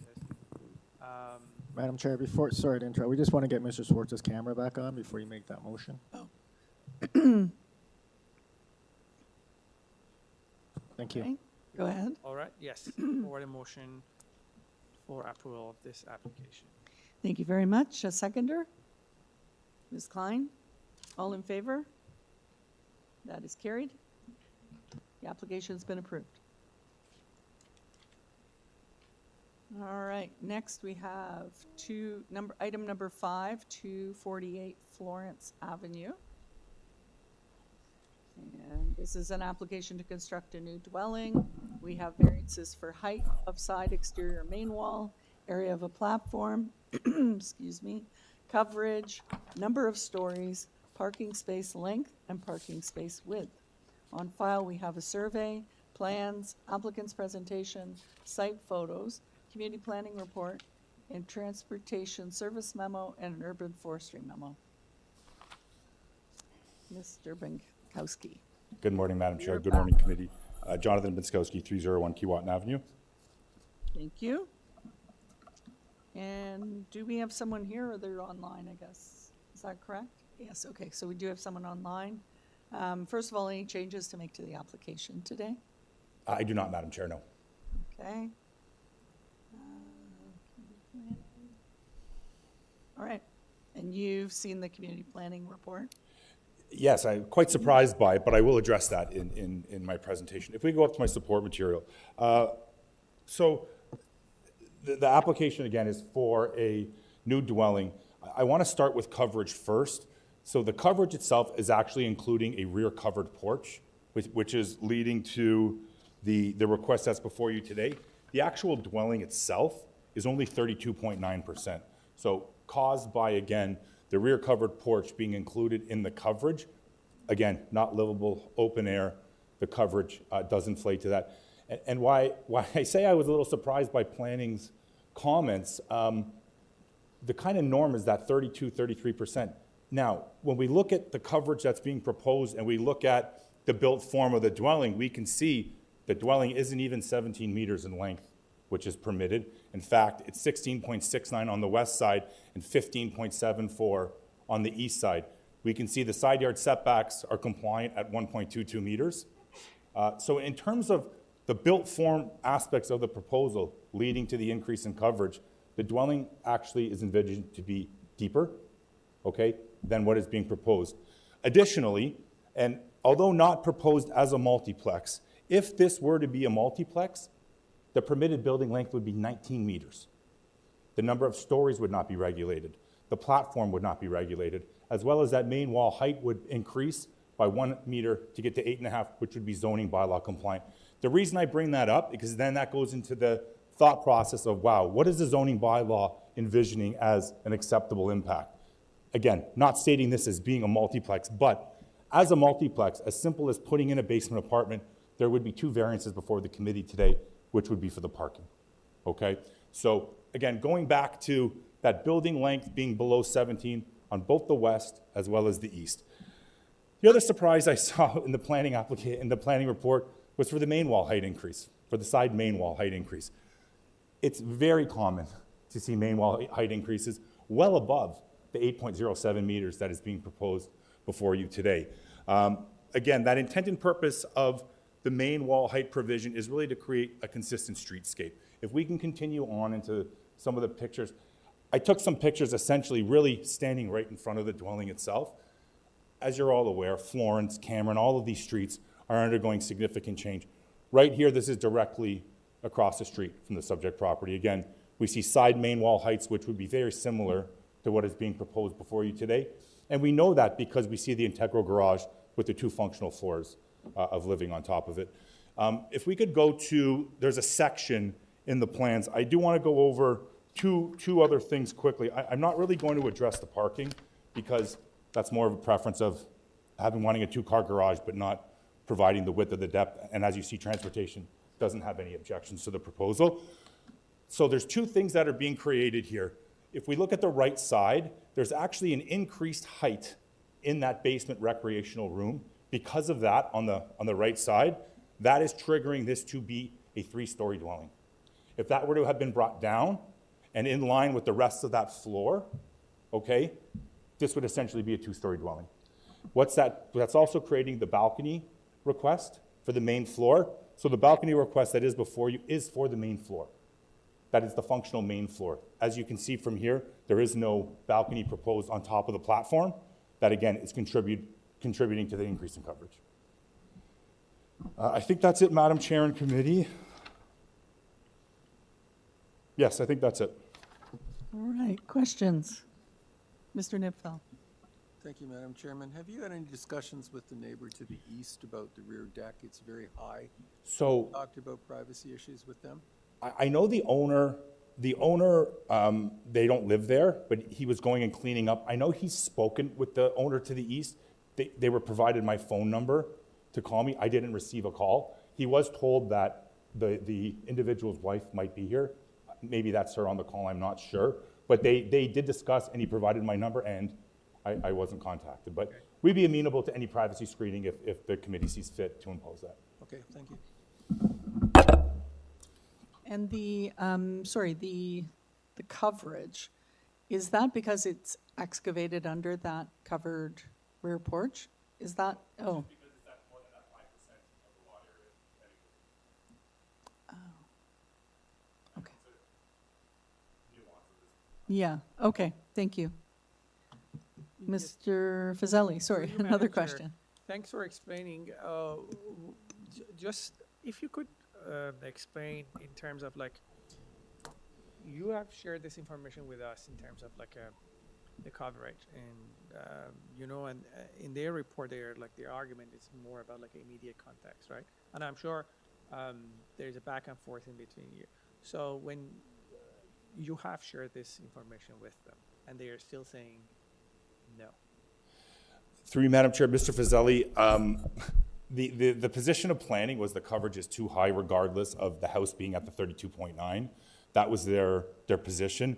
What I would say to that is, again, if we look at what's being proposed there, it's not too long. It's under the zoning bylaw requirements for length. It's compliant with the side yard setbacks. So that kind of built form of what the bird sees that leads to the coverage is really zoning bylaw compliant, save for it being a little deeper. I don't think, and if you actually look, the neighbor to the east where we see the recessed portion, that portion of the dwelling is only 15.47 meters. If we look to the west where it's deeper, that's where the frame garage is from that adjacent property. So in terms of where an increase of depth maybe would have been appropriated if it was requested, would have been next to that garage, which would mitigate that impact of the driveway, right, of it impacting that dwelling. So going back to the east at the 15.47, again, the impact of that, in my opinion, if we shrunk in the side yards by 1.5 and went to 17 meters, I think that impact would be greater than being zoning bylaw compliant and bringing it in. Okay, any other questions? No? Mr. Swartz, did you have a question? I think I have a question, but is there anybody speaking? Is there a resident that's going to speak? Yes, there is. Okay, so I'll Okay. hold my question. All right, let's have the resident brought on. Ms. McKay? Or Kai? Mackay, not sure. Hi, there, you have me now? Yes, we can hear you. Okay, great, thank you. Thank you so much for hearing from us. My name is Stacy Mackay. My husband is Ed Kozak. We are the residents to the west. And our concern has to do with... Sorry, just one sec. Your address, Sure. please. Oh, sorry, 250 Florence Avenue. Thank you. So we're the immediate west.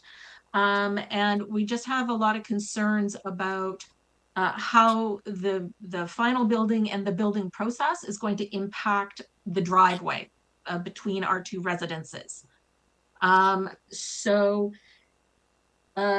Forever, since these houses were built back in the 50s, the 250 Florence has always used about 67 centimeters of dead property beside the garage of 248. So we've always used that, and that is still narrow. Like when we put a car up the driveway between the buildings, you can only open one door. So you have to stop, let people out, then drive up and get out, okay? So our parking has always been very, very narrow to start with, and using, as I say, 67 centimeters of the property of 248. So our concern is this, that certainly standard building practices is for the construction company to just put fences down the property lines. We are just during the construction process, we are now not going to be able to access our driveway at all during the construction process, and quite frankly, 252 Florence on the other side of us, that was a year of construction, a year. So we're concerned about that. And then after construction is finished, what kind of access are we going to have? Are we still going to be able to access that piece of property and still maintain our parking? And are there going to be any kind of bump outs for gas fireplaces or something that may impact the space in the driveway that we have access to? Is there anything else you want to say, Ed? Okay, I think that's it. Thank you very much. All right, any questions of the resident? No? All right, let's have Mr. Mankowski back up to address that. Oh, one moment.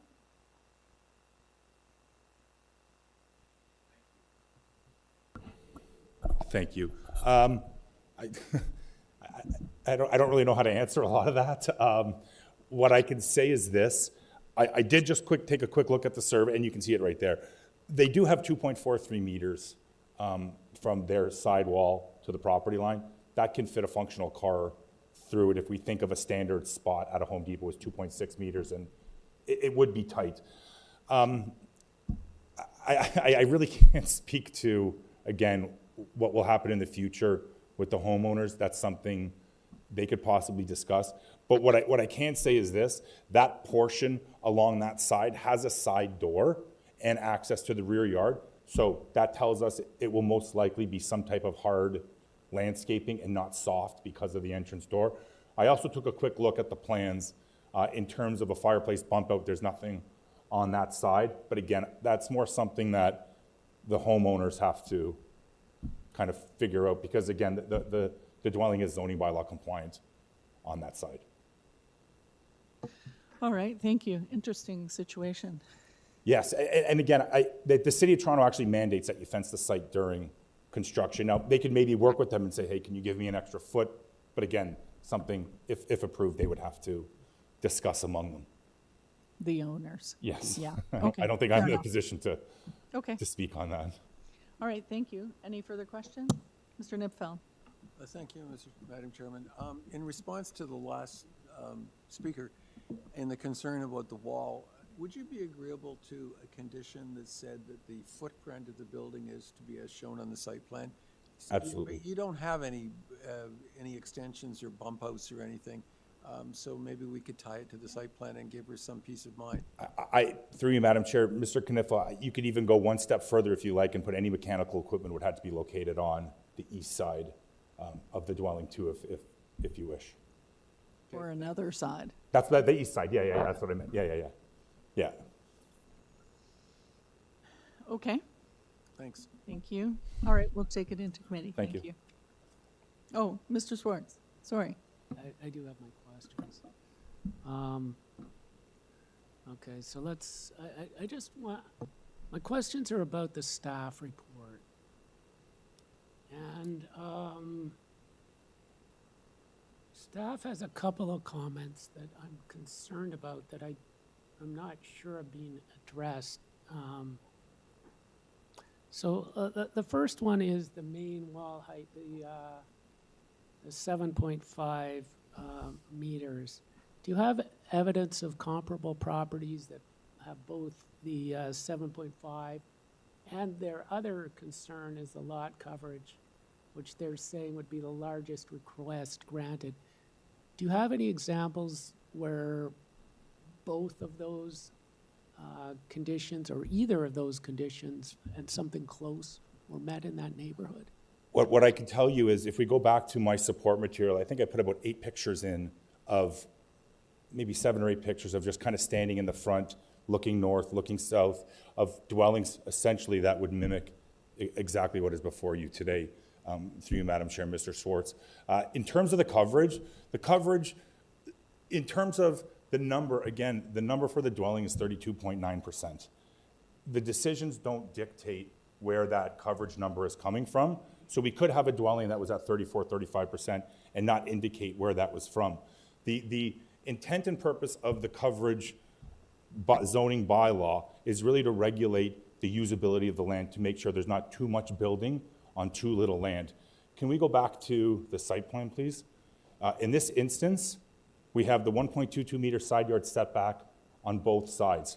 We have a compliant front yard setback, and if we just zoom in on the rear, for the rear yard setback, we can see a rear yard setback of 16.36 meters. So in terms of, is the building covering too much of the land? I would say it isn't. When we look at the numerical equation of how a site is laid out in the zoning bylaw, we take a typical 100-foot lot. Within that 100-foot lot, we take the front yard setback of 6 meters, around 20 feet, the house at 55 feet, and the 7.5 meter rear yard setback, which is about 25. That's kind of where we get that idea of them. Every property is different, as we know. In this case, we're not, in my opinion, covering too much of the land. Seeing again, we're front yard zoning bylaw compliant, rear yard is in excess at 16.63 meters, and the building length is in excess also. So in terms of what is fitting on the land, I believe it is able to accommodate this dwelling. And again, going back to if this were a multiplex, simply by putting a basement apartment in would take that coverage number up to 45% automatically. Maybe just for policy 4.1.5, the planning staff says it's not respected. How would you address that? Is it respected? I absolutely believe it respects the immediate context and the broader context. Again, being zoning bylaw compliant with all aspects of the built form portion of the zoning bylaw. It's not just a static number we look at, it's what's contributing to that increase in coverage, what's causing an impact. In this instance, in my opinion, there's not excessive length, there's not a reduction of side yard setbacks. The impact that is going to result from this, in my opinion, is minor in nature. Cutting back the house or bringing the house in 1 foot on each side isn't going to reduce the impact of what is already zoning bylaw compliant with side yard setbacks and building length. Thank you. Anything further? No, let's take it into committee. I also find the staff report, I'll start. I find the staff report surprising as well. I am very surprised that there aren't properties in the vicinity with side main wall heights exceeding 7.5 meters. I think almost every new house we have in front of us has a side main wall height variance, so that surprises me, as well as the coverage. I would suggest that in terms of the coverage, that rear covered deck, if we were to approve it, should have a condition that it remain unenclosed, and perhaps, I'm not sure about the privacy panels, but that's for my colleagues to think about as well. That's my own personal opinion. Someone else?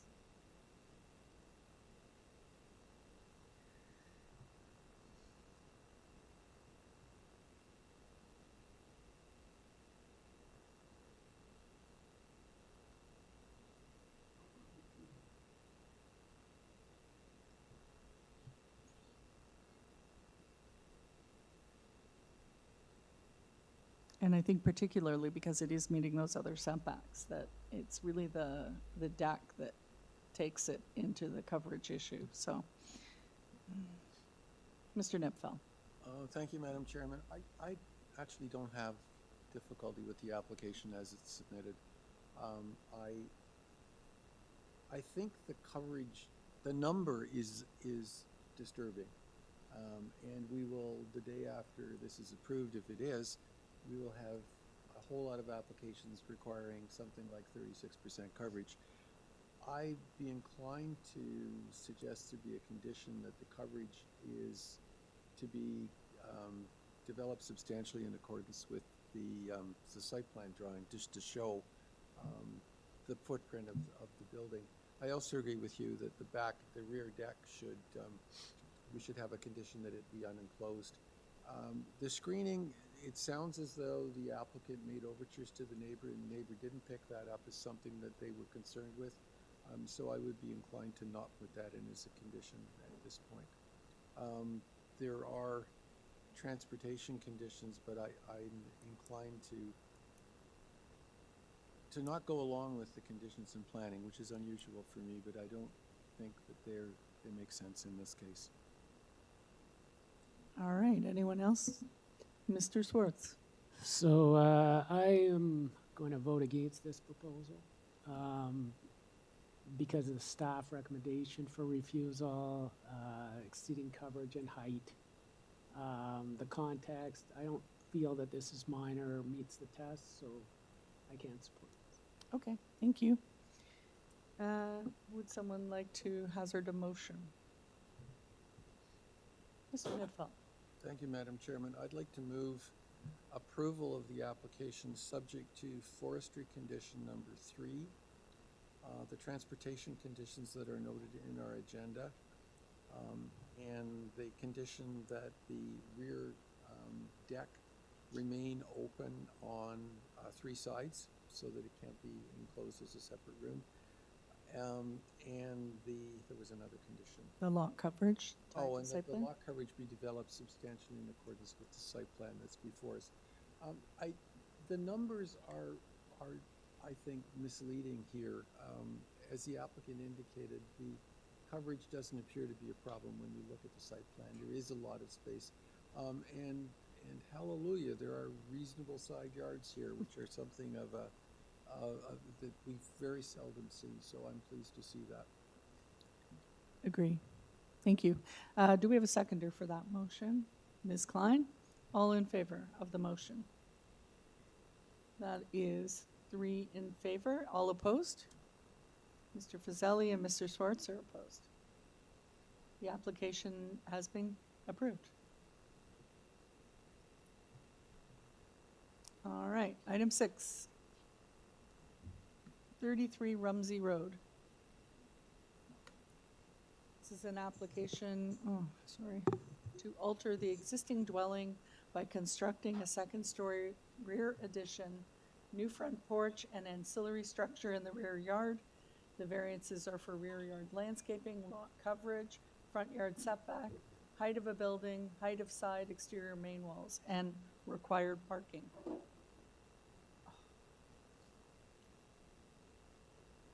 On file, we have a previous decision from February 2023, survey, plans, photos, urban forestry memo, letter of objection from the Leaside Residents Association, and a late package of supporting material. We have our applicant. Good morning, Madam Chairman and committee members. My name is Agostino Monteleone from Amtech Engineering Limited, and I'm here on behalf of the property owners. We are located at 1500 Royal York Road, Unit 48 in Etobicoke. Thank you. Anyone here on this application, 33 Rumsey Road? Nope. Doesn't appear to be anyone online. Do we want a presentation? Or do we have questions for the applicant? I think, is there there's a letter of objection, right? There is, but there isn't anyone registered to speak. Okay, I'd still like to hear from you.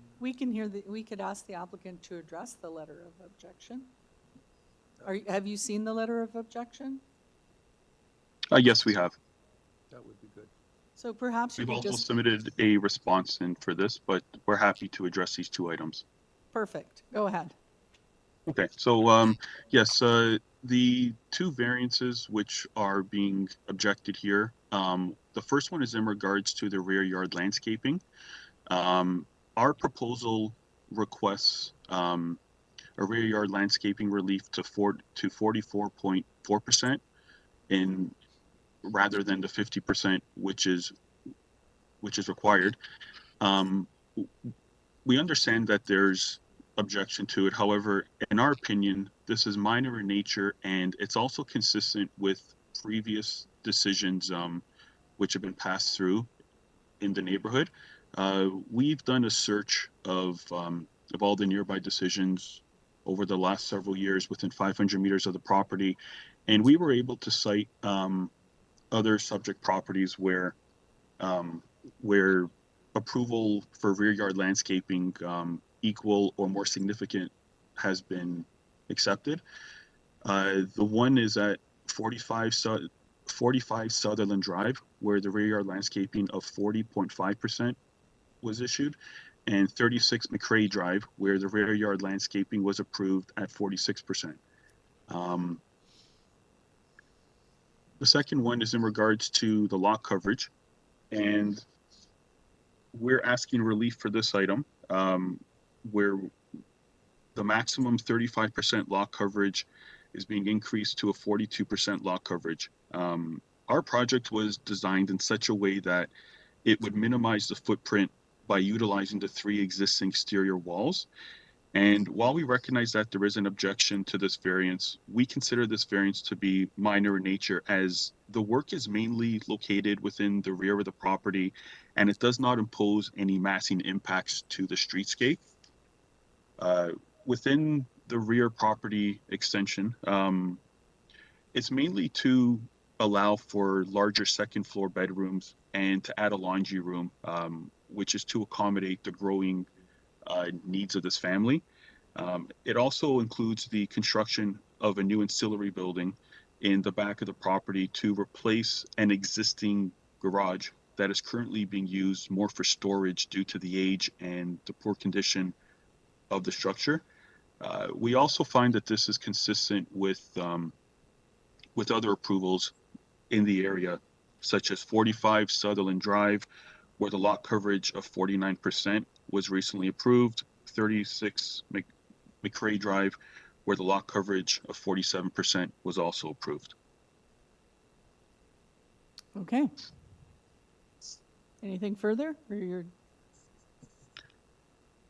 That's, okay, those are the only two items which were being challenged. okay. That's fine, thank you. Mr. Nipfeld has a question for you. Thank you, Madam Chairman. The area in the rear yard that isn't soft landscaping, that bulbous form, that's asphalt, is it? It was Yes, it is. It was an existing patio, part of it. And is it partially for car turning around? Exactly. Because the existing driveway is fairly narrow. It's just under 2.3 meters wide. Yeah. The concern with landscaping, I mean, you have some landscaping for enjoyment of outdoor activities, but the other issue is drainage and the need to drain rainwater and so forth. Would you be open to paving that area that's in the rear yard instead of with asphalt, with permeable pavers, which is it's not as good as grass, but it certainly it makes some attempt to allow for percolation of rainwater as the rain falls. No, yes, that would definitely be an option. We've spoken about that before, so yes, that would not be an issue. Okay. We can accommodate that. That's good. Thanks a lot. Thank you. Thank you. Any further questions? Anyone? All right, so we will take this into committee, if that's okay? All right. Motion, discussion, Mr. Nipfeld. Madam Chairman, I think this is a supportable application. The only issue I have is with the landscaping, the soft landscaping. I don't think the coverage is as much of an issue. And the applicant's agreement to put permeable pavers in the vehicular paved area in the rear yard, I think is a reasonable alternative. So I'd be happy to move a motion unless my colleagues wish to speak as well. Thank you. Anyone else? No? Seconder? Pardon? Conditions? Do you want me to make a motion? Yeah, go Yeah, ahead. I move approval of the application subject to the paving, the vehicular paved area in the rear yard. The reason I say that is because there's other paving, being interlocking paving and forestry condition number 1. All right. Seconder. Mr. Fazeli. All in favor? That is 4 in favor and opposed. Mr. Swartz is opposed. Thank you very much. The application's been approved. All right, item number 7, 36 High Point Road. This is to permit a driveway width that exceeds the requirements of the zoning bylaw. I don't know why I don't have notes on this one. So the variance is for driveway width, and on file we have a survey, plans, and a tree preservation plan. We have our applicant. Lauren Rose, I'm the architect, 388 Spadina Road. Thank you very much. I can explain this one really easily if staff will put up the site plan. Okay.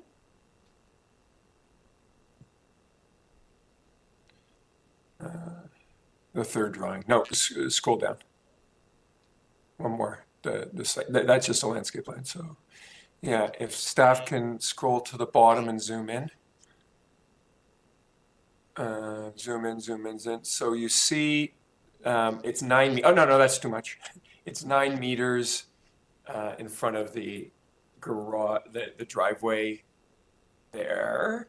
Yeah. So I guess the bylaw says 6 meters. Nobody sees it from the street.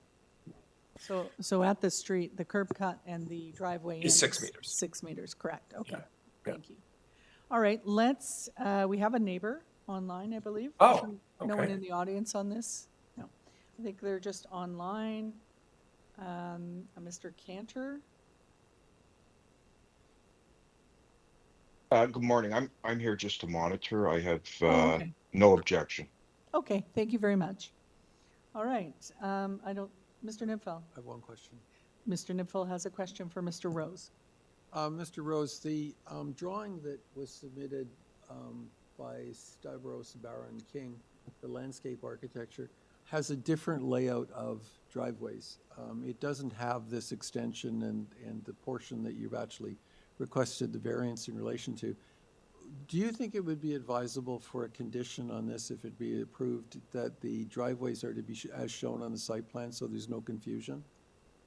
I think that's fine, other than, I suppose they could make them less, but not more. You can't have a greater setback. I'm sorry, I didn't follow that. Sorry, the width of the driveway at a maximum is 9 meters. If they choose to make it less, that should be okay. I just don't want you to. Okay, well, maybe we don't perhaps need the condition. I would just wanted to identify the fact that the site plan's clear, but the site plan that's with the tree inventory is not. It doesn't. Oh, that was an older. Sorry, the landscape plan. Okay, so if it's not should going go to with create this. confusion, then maybe we don't need a condition at all. Then okay, that's good. Correct. Thanks. All right, thank you. Let's take this into committee. Mr. Fazeli? Yes, thanks, Madam Chair. The application is supportable, and I believe it satisfied the Fortis. It was greatly explained why it is 9 meters by the applicant. So I'm okay to forward a motion for approval of this application. There are no conditions. All right, thank you. Do we have a seconder? Mr. Swartz? All in favor? That is carried. The application's been approved.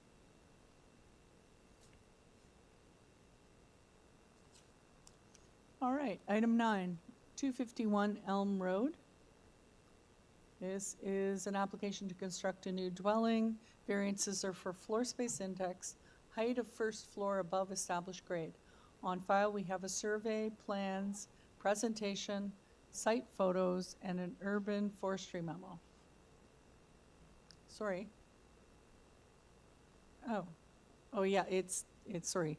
It is number 8, but in the agenda it shows number 9. So, sorry. One of our first bits of confusion, I guess. Correct? Yeah, that's okay. I'm just reading from the agenda. Forgive me. Thank you. Takes a village today. Okay, so it's item number 8, 251 Elm Road. I don't think I need to reread everything. Do we have our applicant? Good morning, Madam Chair and committee members. My name is CRESTON. I'm the agent representing 251 Elm Road. My address is 2710 14th Avenue, Markham. Okay, thank you. Do you have any changes to make to the application today? No, we don't have. All right, thank you. We do have some neighbors. Are they in the audience? One's in the audience. Okay, there might be another one online. If you could give us a brief presentation, please, on the application. Yes. The application before you today seeks relief from the zoning bylaw in form of 2 minor variances. The first variance relates to floor space index. While the bylaw permits a maximum FSI of 0.6, we are requesting 1.32. It's important to clarify that this figure includes a small portion of the basement that under the zoning definition is deemed to be above grade. This area shown in red illustrates this portion. If this technical inclusion is set aside, the total gross floor area of the first, second, and third story is 281 square meters, resulting in an FSI of 1.21. This provides a more accurate reflection of the building's functional massing and livable space. Next slide, please. Turning to the build form, we are not seeking any variances for building setbacks, building height, or building length. The proposal fully respects the the established zoning envelope. In addition, the first floor has been carefully designed with front and the rear main walls recess of 1.42 meters, which reduce perceived massing and contributes to a more refined, context-sensitive streetscape. Next slide, please. By way of comparison, the adjacent property at 249 Elm Road, highlighted here, was approved with an FSI of 1.214, excluding the basement. The development is a three-story detached dwelling with a built form highly comparable to what we are proposed today. We also identified several nearby minor variance applications that were approved with similar density to what we are proposing. 216 and 218 Cranbrook Avenue were approved at an FSI of 1.2, and 295 Bedford Park Avenue was approved at a FSI of 1.28. This precedence demonstrates that our proposal is consistent with recent approvals in the immediate neighborhood.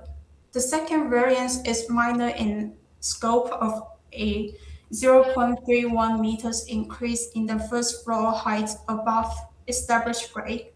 This adjustment is driven by practical design consideration, allowing for more comfortable and safer stairs proportion within the dwelling. Thank you for your time and consideration. I will be happy to answer any questions committee may have. All right. I have one question regarding the height of the first floor above established grade. Do you have examples of other houses in the area that have received a variance of that size? Because it's pretty high relative to what's around it. They're mostly all at grade. I didn't find similar approved application of the first floor height. You did not? Yeah. Okay. All right, thank you. Any other questions? All right, let's hear from our neighbor in the audience first. Please come forward and make sure the microphone's on. And if we could start with it's on. Name and address, please. Hi, my name is Valerie Chavasi. I live at 289 Fairlawn Avenue, which is around the corner from this proposed structure. I'm here really on behalf of some of my neighbors to ask a question about the process as it relates to this particular unit. This has been under construction for some time now. The foundation is in, the framing has begun. We are well underway. It's been galloping along. And the message that sends our neighbors is this whole process is what? Is valueless? I mean, how do we as neighbors have some faith in the credibility of the process that we could come here and say, we have this concern or that concern or the other. Meanwhile, construction is galloping along.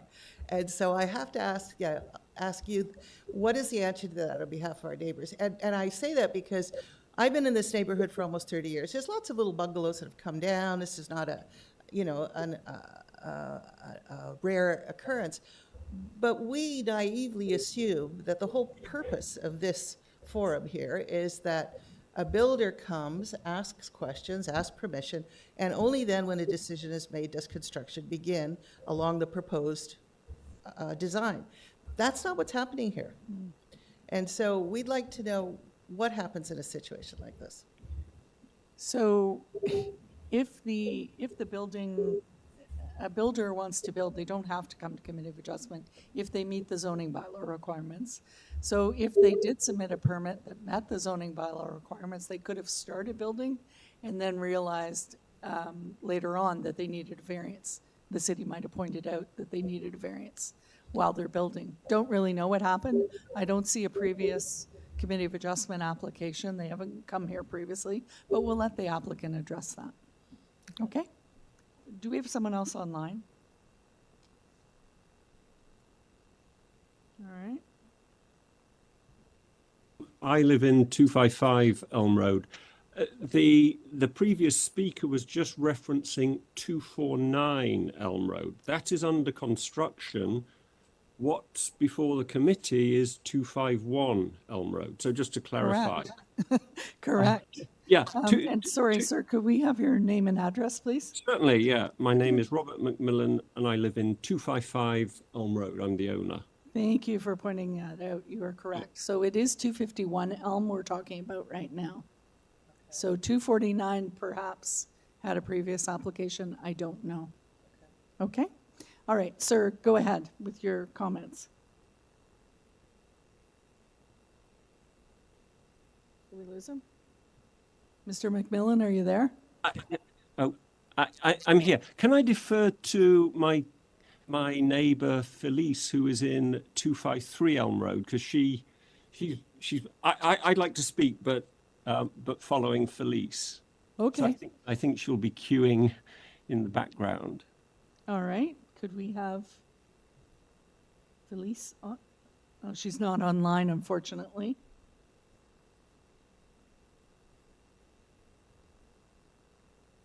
Mr. McMillan, she's not online. So unfortunately, you'll have to speak.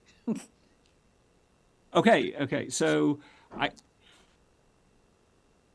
this is puzzling because they should be right next door. Anyway, Felice submitted to you a diagram that showed 253 Elm Road, which is her house and is similar to, there we are. Exactly. So there's Felice's house. Mine is next to Felice's and is a similar sort of layout. We had a rear extension done on ours. I think the comment to make is this is just an enormous property.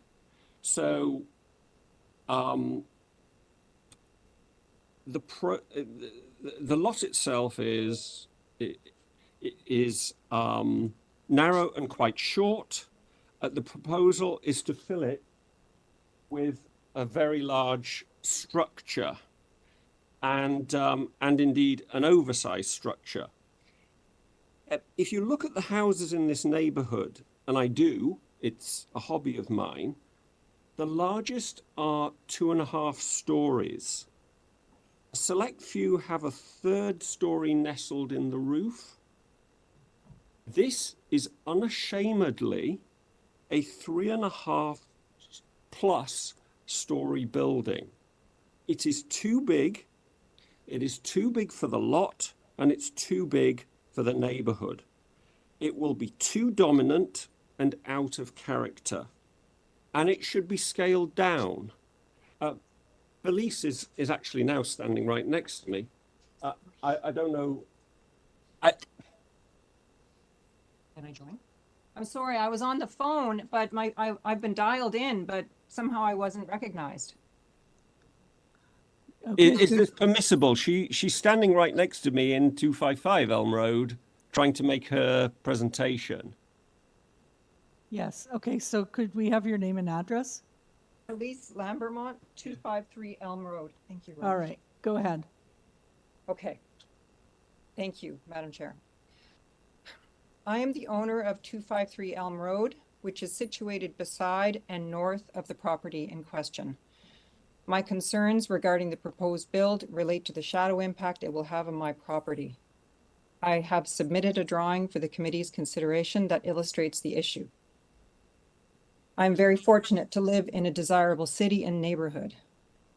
It is a neighborhood in transition, and people's idea of housing has changed since these homes were built almost a century ago. I have always known that the existing bungalow at 251 would eventually be replaced with something bigger, but I did not anticipate that a building with these proportions would be considered appropriate for that location. If approved, I will be living with a 36-foot tall solid wall set back 16 inches from my southern property line and running halfway down my backyard. As illustrated in the shadow impact drawing, the light will be effectively blocked from my property for most of the year, save for high noon during the few months when the sun is highest in the sky. It will shadow my yard as well as all my rear-facing windows on the main and second floors, not to mention the impact to my view out those windows. The proposal for 251 is very strategic. It respects the maximums for lot setbacks as well as height restrictions. However, it blows the limits set for gross floor area out of the water. In fact, it asks for a gross floor area that is more than double the allowable maximum, not including a good section of the lower level, which despite being 14 feet tall and protruding 7 feet above grade, is presumably excluded on the grounds that is considered to be a basement. Truth be told, I was surprised that a building this massive passed through planning without a negative report to this committee.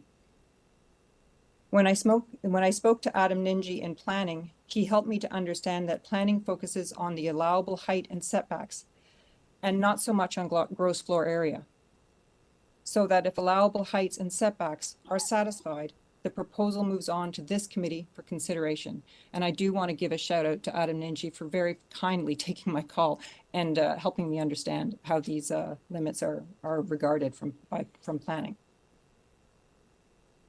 My hope is that the committee will take the view that while this proposed structure meets setbacks and height restrictions, they have been applied in an overly aggressive manner, without regard for how the end result will impact future neighbors and the neighborhood, and that it ultimately does not meet the spirit of the restrictions. From my perspective, I cannot imagine that the height restriction was intended to be applied to the height of a neighboring wall. I can only presume it was intended to apply to the peak of a roof. Unfortunately, there is no peaked roof to be considered here. In truth, if the top floor of the proposed new structure for 251 had a peaked roof running parallel to my property, it would make a big difference to me. I am therefore asking the committee to use their authority to refuse this application, or at minimum, significantly reduce the permitted overage with respect to gross floor area. Thank you for your time. Thank you. Any questions of either resident? No? All right, thank you. We'll take this into committee. Comments? Mr. Swartz? Oh, yes, sorry. Let's have our applicant respond first. Ms. Dang? Yes, with respect to the concern raised by the neighbor at 253 and 255 Elm Road regarding the sunlight and shadow impact. Due to the orientation of the proposed dwelling, which faces east and west, as well as the compliant building height and length, the development will not result in any meaningful loss of direct sunlight to the neighbor. The sun's path ensures that the adjacent property will continue to receive consistent sunlight throughout the day. And the proposal fully complies with the setbacks, building length and height. The by law permitted maximum building length is 17 meters. We only propose 15.55. And also there are no objection from the city planning. In this term, we do believe the proposed build form is not oversized for this neighborhood. Thank you. Thank you. Any questions of the applicant? No. All right, let's take it into committee. Oh, Mr. Fazeli has a question. Yes, thanks, Madam Chair. So, a quick question. The applicant, could you give an example with similar FSI within the immediate context of your neighborhood? The similar FSI is the 249 was approved with 1.21. And also in the surrounding neighborhood, 295 Bedford Park Avenue was approved at 1.28. All right, thank you. Thank you. Any further? No? All right, let's take it into committee. Larry, sorry, Mr. Swartz. I apologize. I know, you Go ahead. But, okay, so I hate to I hate to do this again, but I can't support this. And I'm looking at the FSI, and it's more than double. Now, I know staff didn't weigh in on that, but I still think it's excessive when you look at what the final proposal is, because of the massing and scale and the diagram submitted by the residents, brings that home to me. So I don't consider this minor in nature. I don't feel that it's maintaining the intent of the zoning or the intent of the official plan. And I feel it meets, it fails the 4 tests, so I can't support it. I don't feel it's minor, and because of the doubling of the FSI and the more than doubling, and the way that plays out in the final design. So I am opposed to this. Thank you very much. And you're entitled to your opinion. And in this case, I actually agree with you. I believe this is a very small lot, and they're trying to cram a lot on it. And it's interesting that it doesn't trigger any other height variances. But I think that the FSI in this case, which I usually don't have an issue with, in this case I do. And I just, and also the height, the pedestrian entrance height above grade. There's not another house in that area that looks like that, with the stairs going up on the front to that extent. So I really don't think it meets the character of the neighborhood from an official plan point of view. And I think that it has a big impact on the surrounding area and the surrounding residents. So I would not be in support either. Mr. Nipfeld. This will be 3. I can't support it either for the very same reasons. I don't believe that this is compatible with the neighborhood character. And I don't think it meets the 4 tests, so I won't be supporting it either. All right, Ms. Klein, did you want to speak? I do agree with you, well, all 3 of you. I don't see that the comparables that the applicant has provided are in line with what's in their application, and the impact on the neighbors does not lead to approving the 4 tests, in compliance with the 4 tests, so I will not be. All right, thank you. And would someone like to make a motion? Mr. Swartz, go ahead. So for the reasons provided in my previous discussion, I would move to refuse this application. Right, seconder? Ms. Klein, all in favor of the motion? That is unanimous. The application's been refused. All right. Madam Chair, just to quick reminder, item number 9 is 342 Maplehurst. Thank you. And we will put it up on the screen for you. Cursor on. Yes, this is where the numbering starts to go, yeah. All help sought. One moment, just getting to my notes. All right, this application is 344 Maplehurst Avenue, correct? Item 9. 342, sorry. Oh, right, yes, there's 2. I understand. To construct a 4-plex with a garden suite in the rear yard. Variances for east and west side yard setbacks, number of platforms per dwelling unit, front 2nd floor balcony setback to east lot line, 3rd floor balcony setback to west lot line, main wall height, lot coverage, front yard canopy, encroachment into front yard, setback and east side lot line, 2nd floor balcony, encroachment into front yard, setback and east side yard, 3rd floor balcony, encroachment into front yard, setback and west side lot line, architectural feature encroachment into front yard setback and east and west lot lines, parking space access from street, parking space in front yard. And for the garden suite, we have a variance for setback from east side lot line. And I hope I have that right for that application. You do, Madam Chair. Thank you. Now we're going to revise all of them. All right. So let's, we obviously have our applicant. Just for the record, can we have you? Yes. Jonathan Benskowski, 301 Keewatin Avenue. All right, thank you very much. And you have changes to make to the Yes. application? We're going to be removing variance number 3, Okay, variance number 5, and variance number 10.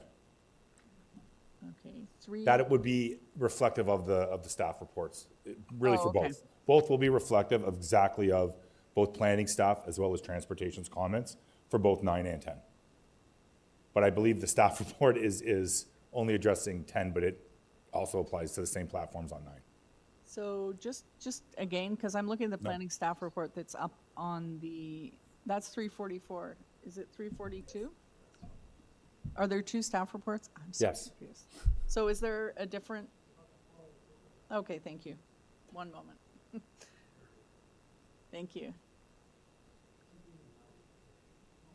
Okay, so 3, 5, 10 align with what you just said. Yes, It didn't exactly. align with the other ones. Yes. And I honestly, these 2 applications have me, just because they weren't incorporated. And I'll go over that, Madam Chair, once we get going, if you do require a presentation with think- it. Don't we have somebody on this one? Oh, no, we don't. No, we got a letter, didn't we? But, in person? No, I don't think so. No, The letter really addressed the fourplex and didn't think it was Yeah, the character of the neighborhood. sort of Not- back to the beginning. Okay, we're over that now. Now we're just dealing with the variances. Okay, do we want a presentation? Do we have questions? Do we want a brief Reader's Digest version of the?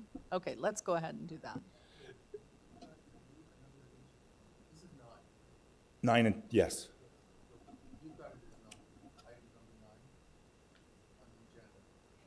So Yes. and we've got, so He's here. adapt- I'll be doing the presentation. Okay. Yes. But you're together, essentially. Yes. Okay, that's fine. All right, let's have a brief presentation so we understand. Yes, if you bring up my support material, so this both, and I'm going to address them individually, but group them together as much as I can. This was subject to a TLAB consent application as well as approved variances. Within my support material, I have submitted a chart outlining what has changed from the approved TLAB to where we are today. And for some reason, I didn't print mine in color like yours is color on the screen. Hopefully in a second, if we could bring up that chart. Yes, perfect. So essentially, the only new requests that are before you today have to deal with platforms. In terms of the setbacks, if we can see, side main exterior wall height has actually slightly increased. We see the east side yard setback has decreased. So they're actually improvements overall, but we are adding some platforms to the front, essentially to occupy the building as 4 units. We've also eliminated variances that have to do with coverage, as well as overall building height, as well as the finished floor height of the first floor. So really, the building has actually shrunk in size, but there are some associated variances with it. I do want to just address, if we just continue on to the next page, that's the existing dwelling that's there today with the existing curb cut. This is a corner property, so although we are now talking about the interior lot, there still is a request for a parking in the front yard of the property.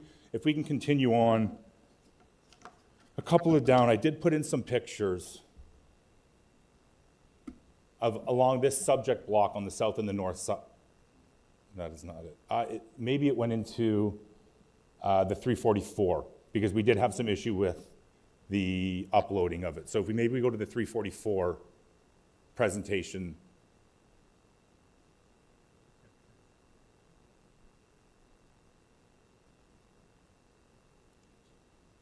Yeah, if we could just continue on, there'll be some parking in the front. Yes, yeah, continue on down, please. Yeah, so what we can see, although some of them do have access into the rear yard, similar to the application I previously had on Florence, they're really not functional to get into those rear yards. So if we just continue on, we'll see some garages, obviously, that are not able to fit a vehicle today, and is also reflective of, we can see in how the vegetation comes at the front. And just continuing on, please. Again, we see actually a paved portion in the front yard. On the previous one where they've actually expanded it, here we see, again, a tiny garage. So we do see dwellings that have functional parking in front of the front main wall. That's really essentially the additional variance from the approved T-Lab decisions. We had extensive conversations, as you'll see from the staff report with Will, sir. There was some initial concerns with it. It was then explained to him that these largely were approved at the T-Lab, and we're really just back here to now take that single-family dwelling and add the 4 units. Fairly straightforward, in my opinion. I'd be happy to answer any questions. So, sorry, committee the has T-Lab decision referred to detached dwellings? Correct. That were going to be here, and now they're going to be multiplexes? Correct. Oh, okay. Correct. And the T-Lab decision, the order, we did submit the order as support. Okay. So then, variance 6, for instance, which is main wall height, was that the subject of T-Lab? The main wall height was, yes, in the T-Lab at 10 meters was approved. We've now reduced it to 9.53 meters. So it's actually been reduced. So why do you need a variance? Because it's a brand new proposal and the houses haven't been built. So if they were built and the permits were closed, we wouldn't need it. So the consent essentially follows through because it's the division of the land. Right. Every variance then has to be Redone. for approval, again, because no construction has started and Okay. there's nothing issued. Well, that clarifies a few things, hopefully, for people. Does for me. Okay, and then the garden suites are new too, right? Correct. Okay. And do we have separate variances for the garden suite? With this dwelling, no. The other one? The corner property does for the flankage. Right, okay, understood. Maybe we should have a site plan up to, just so people can maybe get an idea of what we're dealing with. Yeah, a combo site plan. Yeah. Okay.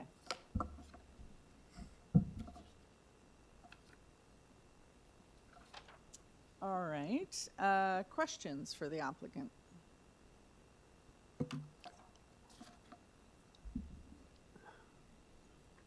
Mr. Nipfel.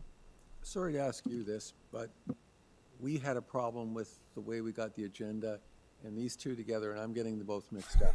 I want to clarify I've got them right. Yes. So this one is 342 Maplewood. It would be the interior lot, Mr. And in Kniffel. this drawing, it's the one on the left. Correct. Okay. And the only comments for conditions that I have are for Forestry 1. Correct. Does that agree with you? Yes, through you, Madam Chair, that's Okay, correct. and there's a major report from planning, but it's on the other one. Yeah, both have the same, they're different recommendations. They essentially follow the same theme, okay? But there is a staff report for each, and the changes that I made at the beginning are reflective of that staff report. The planning report for Correct. this one. Okay. Correct. Good, thank you. Correct. Right, so we have 342 before us currently. Yeah. Correct. All right, any further questions? Mr. Swartz? Sorry to ask this, but I'm just trying to understand the context of the T-Lab decisions. My colleagues, I guess, are ahead of me. I don't understand it, so maybe if you could explain it again. What happened at T-Lab? Why are we here? How did this? Okay, so there was an appeal before the T-Lab to sever the property into 2 individual lots. It also approved a set of variances for dwellings, single-family dwellings on each property. So those variances are reflective of the chart I provided of what was approved there, what was been removed, what has been added. So because we're now going for a multiplex, the severance stays because that's land division, that's an entirely separate process. You still need to come back for the associated variances to build the multiplex. Now, you look at the T-Lab as that decision is obviously final. That built form is permitted on the property today, right? So the setbacks are permitted, the height's permitted, all of that, those aspects of the T-Lab proposal are permitted, okay? So to go back to the multiplex, because that building permit hasn't been closed, you're subject to the entirety of the zoning bylaw. So what is before you in terms of the variances is as if the T-Lab minor variance approval didn't happen and just the consent happened. But this does not vacate the T-Lab minor variance decision. I'm still confused, but you gave a good answer. I just didn't really understand. All right. All right. Any other questions of the applicant? No? Are we all pretty clear on 342, except for Mr. Swartz, who still has some questions? Yeah. Basically, the form changed, right? It was a consent for 2 detached dwellings, I believe, to be built, and there were associated minor variances, which were approved by TLAB. Correct. But because we're dealing with a multiplex now, as Mr. Bankowski explained, the zoning bylaw kicks in and we have to redo the variances. But essentially, it's for a multiplex with a garden suite on the property, which wasn't before TLAB. This is like a new application. The consent is done, basically, to sever. Okay. Was done, but the form of the application changed between TLAB when they approved it for 2 detached dwellings with certain zoning bylaw setbacks. Now we have a new application. Those permits were never pulled, so now we have applications for a multiplex and a garden suite on the 2 portions of the severed lot. So that's why these variances have to apply again.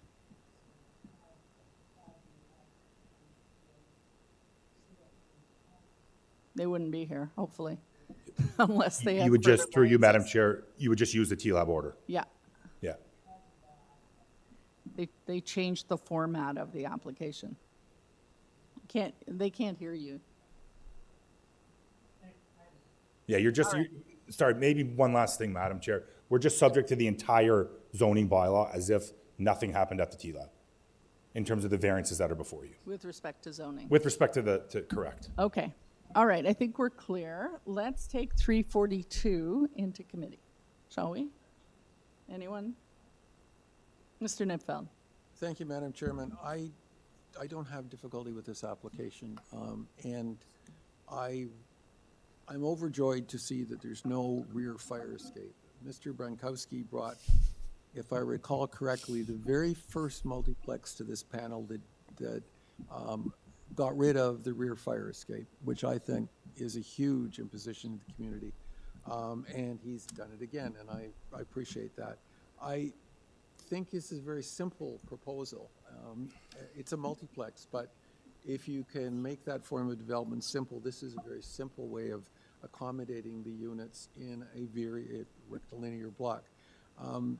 Subject to the changes that Mr. Bukowski has suggested, which is the removal of variants 3, 5, and 10, I think it's supportable. I think it meets the 4 tests, and I certainly will be able to support it. Thank you. Thank you. Would you like to make a motion in that regard? Certainly, I'd like to move approval of the application as amended with variances 3, 5, and 10 removed, and subject to condition of forestry number 1. I think that it's taken a difficult form and made it as simple as possible and as compatible as possible into the community, and I think it clearly meets the 4 tests. Thank you. Sorry?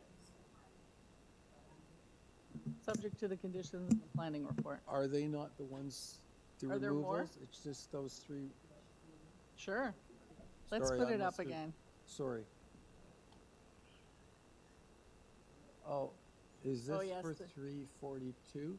Yes. Okay, so also with the 2 other conditions, which is the applicants to provide permanent opaque screening or fencing along the east and west sides of the proposed 3rd-story deck to a minimum 1.5 meters from the deck floor, and the front and rear main walls of the dwelling to be developed substantially in accordance with the revised front south elevation and rear north elevation as received by Committee of Adjustment March the 16th. Sorry, I missed those. That's okay. All right. Seconder? Sorry, Mr. Fazeli. Thank you very much. All in favor?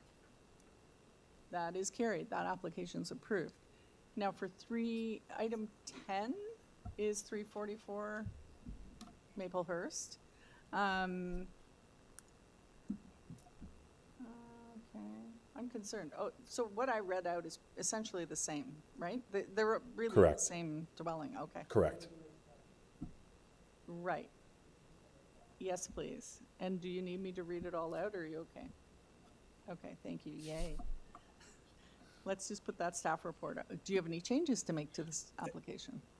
Madam Chair, yes, exactly what is reflected in the staff report are the changes we will make. I do want to just explain one thing from the public notice, because one of the variants was enumerated twice. So I just want to make sure we're removing the correctly enumerated variants. Okay, which is? The second, if we go to the number 8s, Oh, yeah, there's 2 8s. yeah, it's the second number 8 is to be removed, which is reflective of the planning staff report also. Okay, So maybe we've enumerated them as 8.1 and 8.2, so if, correct. So it's 3, 4, 7, and 8, is that correct? It is, through you, Madam Chair, Mr. Kniffel, correct. 3, 4, 7, and 8, number 2. Yeah, okay. all right. And sorry, can we just put that staff report back up now? And there's conditions on that one as well. I guess they're similar. Okay, any questions regarding this one?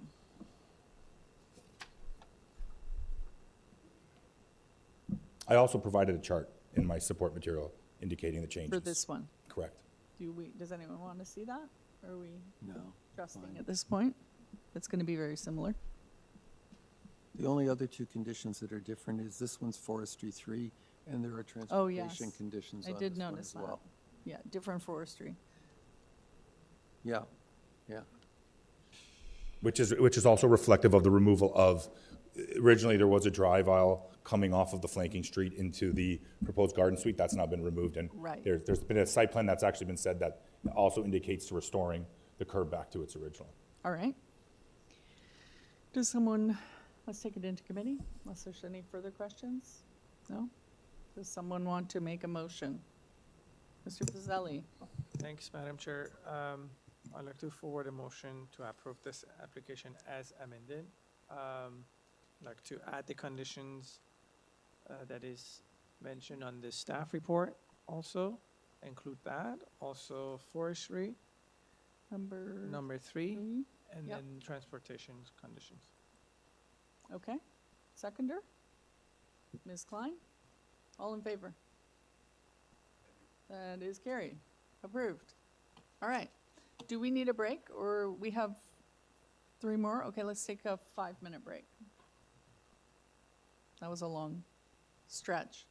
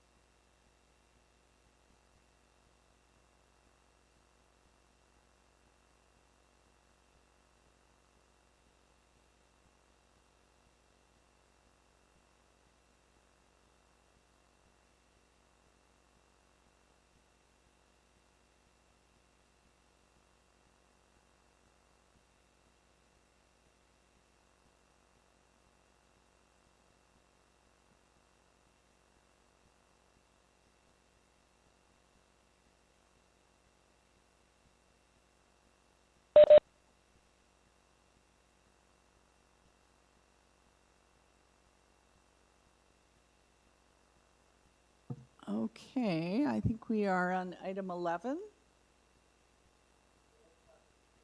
Okay, 119 Betty Ann Drive.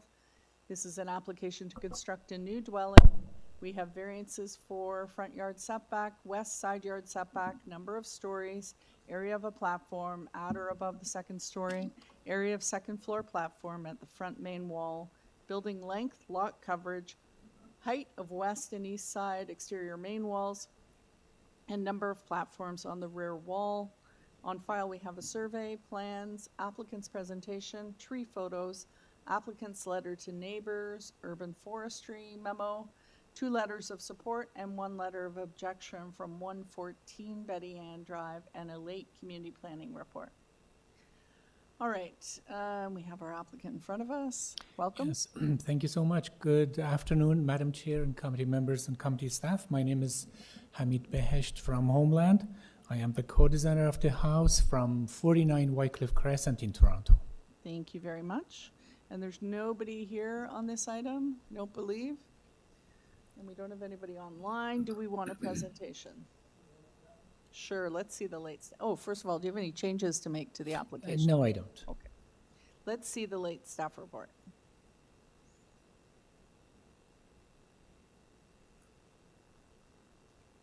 All right, you've seen the staff report? Yes, I have, and I would like to comply with all the 3 conditions. Okay, thank you.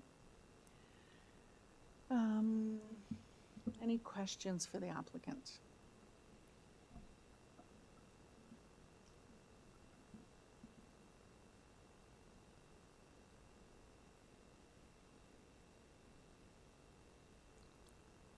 Anyone?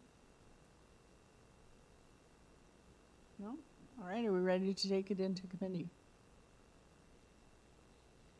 I'm going to say yes. Would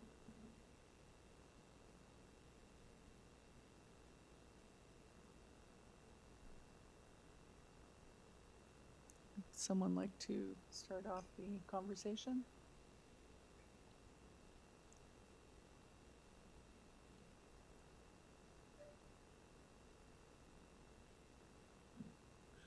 Mr. Nipfel. Thank you, Madam Chairman. I think this is a supportable application. The proposal is not in any way, in my view, unreasonable. I think that the submission as it came in was reasonable, and I think that with the conditions that have been proposed by planning, it's really quite acceptable. So I'm not going to have any difficulty supporting this application at all. All right, any further comments? Questions? No? Would you like to turn that into a motion, Mr. Nipfel? Certainly. Madam Chairman, I'd like to move approval of the application before us, subject to forestry condition number 2 and the conditions by the planning department, which are that the, you want me to read them out, or you've got them in front of you? No, apparently you don't need to. Okay, so that, and the planning conditions. Pardon me? Yeah. So, subject to the planning conditions and forestry 2, I think this is a supportable application that clearly meets the 4 tests and should be approved. Thank you. Seconder, Mr. Fazeli. All in favor? That is carried. The application's been approved. Thank you very much, Madam Chair, committee members. Thank you. All right. Item 12 is 25 Creston Road. This is to alter the existing 2-story 4-plex into a 6-plex. Variances are for the use, the 6-plex use, building length and building depth. On file, we have a survey, plans, presentation material, 7 letters of opposition. Do we have our applicant? And is anyone here on this application? Nope, so they're online. Okay. Franco Romano's unmuted. I think we're looking for Mr. Baroni? Mr. Romano. Thank you, Madam Chair. Franco Romano, Action Planning, 321 Lakeshore. Thank you. You're welcome. The staff can bring up my presentation presentation, yeah. slides. And do you have any changes to make to anything, Mr. Romano? No, thanks for asking. No changes. If we can go to slide number 3 first, please. The the sixplex request has got nothing to do with the length and depth variance. The length and depth variances were inadvertently missed through the building permit process. And the effect of which is that the porch at the back of the building, so that's the right-hand side porch at the top of the building envelope, that porch is permitted, but it does have a foundation. There's a coal cellar, and part of the servicing is beneath that porch. And so the latest zone examiner reviewing the file identified a length and depth variance associated with that porch. So it's got nothing to do with a sixplex request. You can see that the building depth of the main building is 19 meters, which is permitted. There is no lot coverage, no side yard setback, no height, or any other variance associated with that. So that is the length and depth. If staff can go back to slide number 1, please. The sixplex request, so to add 2 additional units. So those 2 additional units have not yet been installed in the building. The building's continuing under the building permit that allows for the fourplex and the garden suite in the back, all as of right, except for that inadvertent building length and depth that was missed by the zone examination the first time. The site is located within the Yorkdale protected major transit station area. So the official plan for this area allows apartment buildings on the subject site up to 4 stories in height. That is a permitted official plan policy. The approved protected major transit station area also requires and facilitates minimum densities. The proposal would achieve the density permission. So this area, Yorkdale is at the top, just to the left of Yorkdale Road. See, that's Yorkdale Mall. The subject site is within a 15 to 20 minute walk, depending on which streets you take, to that transit station area. And the subject site's located within an area where there has been some intensification that has occurred. There's a number of multiplexes as well as severances within this neighborhood. If we go to slide number 2, you'll see that planning staff in May of last year recommended sixplexes throughout the city of Toronto on lands designated neighborhoods. That's a little different than the MTSA that's been approved for the subject site, which allows for more, but sixplexes from a land use planning perspective is a recognized improvement to allow for additional forms of housing and increased minor intensification within neighborhoods consistent with and compatible with low-rise residential neighborhoods. The political decision to not allow sixplexes within certain wards of the city does not obviate from the planning principle that sixplexes form a compatible form of residential development. And of course, that political decision does not preclude applications from coming forward, particularly in MTSAs, to allow for this gentle form of intensification. Go to slide number 3. We'll go back to the site plan. There is no change in the building footprint, lot coverage, landscaping, building height, etc. The existing building that is there would allow for the 2 additional units to be accommodated within the lower level of the building, so within the basement. And it would maintain, if we jump to the last slide, we'll see on the left-hand side of that last slide, it will maintain a low profile. Slide number 5, please. Yes, perfect. Oops. We're zooming in. Oh, this is a bunch of pictures. Yeah, so that's fine. That top picture is fine. Go back. We can go back one more, please. Perfect. Thank you, staff, for going through this. So this is one of the pictures that I had in my slides. This is the front of the dwelling. You'll see that it's a low profile building. There's no building height, no setbacks, etc. So the proposal would accommodate the 2 additional dwelling units, fully accessible, separate entrances, no exterior staircases whatsoever. If we go to 2 pages up, please. Yeah, so if we can zoom in, yeah, perfect. So the building to the east, or if we're looking at the top of this page, the neighboring dwelling to the right-hand side of to the left-hand side of the subject site isn't the bungalow that's on the survey. It's actually a multiplex, and it's in a little different form now than what I'm showing here with the cladding. But these are examples of multiplexes, both on an interior and corner lot that are within very short walking distance, and one is right next door to the subject site. So I submit that the 6plex represents a compatible, sensitive, gentle form of intensification that has no exterior changes and satisfies all 4 tests for a minor variance. Thank you, Madam Chair. Thank you. Questions? So, Mr. Romano, this was originally approved for a 4plex and a garden suite, and those were built, and now it's been converted to a 6plex. Is that right? Thank you for that question. So the 4plex and the garden suite are all as of right.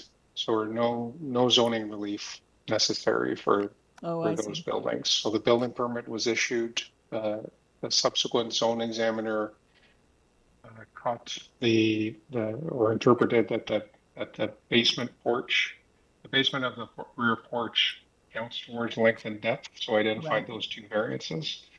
And the owner is looking to, I guess, implement what the city is looking to achieve within this neighborhood by utilizing the basement space as separate dwelling units. And that's how we arrive at the 3 variances before the panel today. All right, thank you. You're welcome. Any other questions? It doesn't look like it. Let's go to our residents. I believe they're online.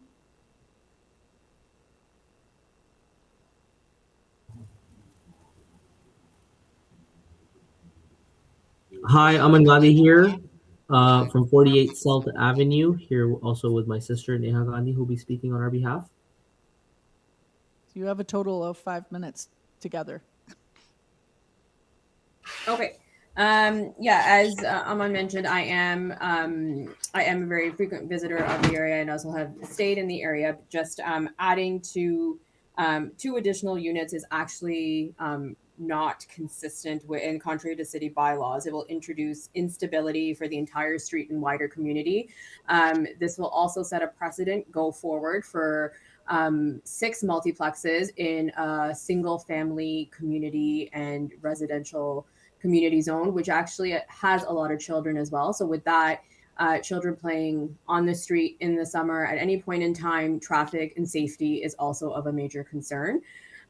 Traffic resources with ongoing multiplexes being built within that community are of also a bigger concern because the resources within the area just do not allow to support a community of this size as we continue to increase it.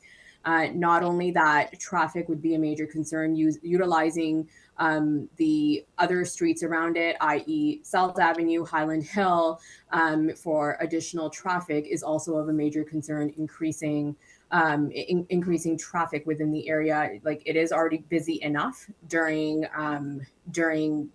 busy rush hour, and the concern is to have an additional increase in using those arteryways. All right, thank you. Do we have any questions of the resident? No? All right, thank you very much. We have another resident online? No, there's nobody else? Okay, fine. Let's have Mr. Romano back to address those comments. Yes, Madam Chair, Michael Romano back. Thank you, kindly appreciate that, and thanks for the neighbors on SELT to participate.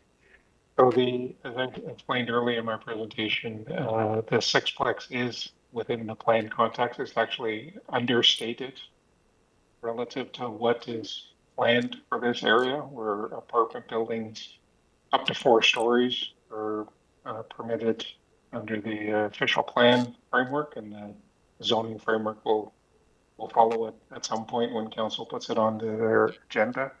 In terms of traffic and safety, the proposal is being designed to be transit supportive. There's bicycle parking spaces that are located on the site. There is parking shown on the site plan, and there is no specific parking requirement for any new residential building. Transportation staff have not identified any concerns either through the building permit process or through the committee of adjustment process. I would submit that what is being proposed here fully implements the planned context and is compatible with the existing context. So, thank you, Madam Chair. Thank you. Any questions? The applicant? No? All right, thank you. Let's take this into committee. Comments or a motion or both?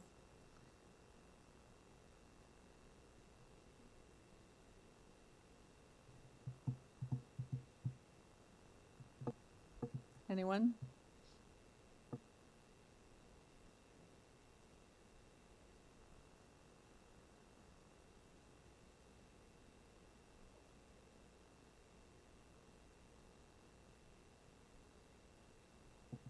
I think this may be one of the first sixplexes we've seen, but it's, you know, it's interesting to look at the, to see it actually built, although it was originally built as a fourplex, but it kind of looks like a house.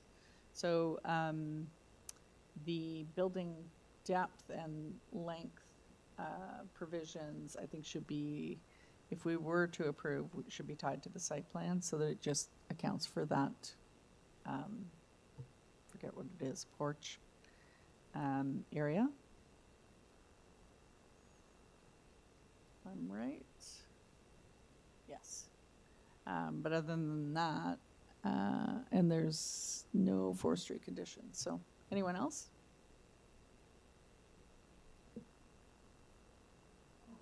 Mr. Nipfeld, sorry, I didn't see your Thank you, hand. Madam Chairman. I have difficulty with this application from a policy point of view. I'm aware that fourplexes were approved by council, but sixplexes were only approved in certain areas, and this isn't one of them. I would take that to be an indication of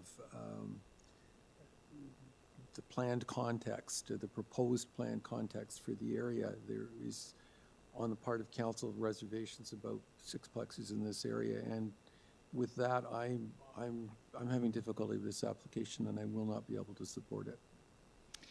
Okay, I will counter that with, we don't have a planning staff report saying that there's an issue with the policy. Yeah. So from that point of view, that tells me that planning doesn't have a concern with the application. I think that the form of the house, there's no further impact by it being a sixplex. In terms No, of, in terms of intensity, yes, there No, will I be don't have any more trouble people. with the form, Okay. but I'm concerned with the policy issue. Okay, fine. Any other comments, or would someone like to make a motion?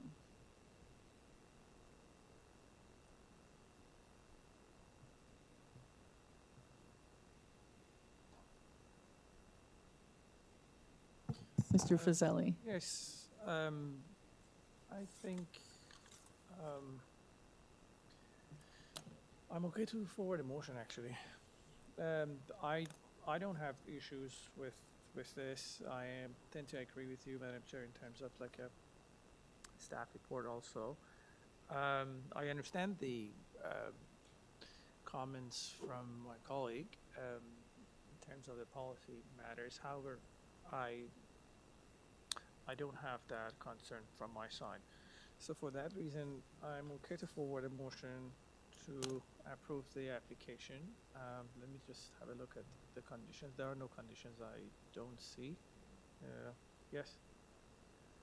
So in my opinion, it satisfied for test, and that is my motion. Sorry, would you consider tying Yes, it the to site tying- plan? Yes, to the site plan, so. The yes, building length, so variance number 2 and 3 variance tied number 2 and 3 to tie with the site plan. substantially in accordance with the site plan? Thanks. Yeah. All right, do we have a seconder for that motion? Anyone? Ms. Klein, thank you. All in favor of the motion? That is 3 in favor, all opposed.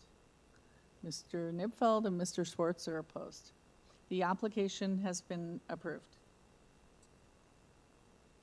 All right, the last one, I believe, of the morning agenda is item 13. 155 Bermondsey Drive, or Road, sorry. This is an application to permit a reduction in the number of parking spaces provided on the subject property from 59 to 53. The variance is for number of required parking spaces. On file, we have a survey, plans, cover letter, photos, and a transportation report. Do we have our applicant? Members of the committee. My name is Aaron Jensen, and I'm representing Habitat for Humanity GTA for our project at 155 Bermondsey Road. All right, thank you. I don't think we need a presentation for this unless somebody wants one, panel? No? And does anyone have any questions of the applicant? No? All right. I think we'll just take this into committee unless there's something you want to point out. No, Madam Chair, I believe I have nothing to change, and I believe that this is good. It will speak All right, for itself. thank you. Let's take it into committee. Mr. Nipfeld.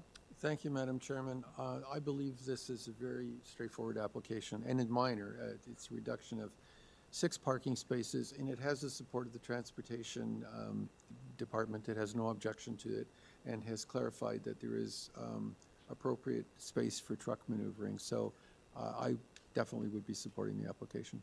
Thank you. And do we have a seconder? Mr. Fazeli, all in favor? That is carried. The application's been approved. Thank you. All right. I think we keep cutting our applicants off. They don't have the opportunity to say thank you. Thank you, Mr. Deputy Secretary Treasurer.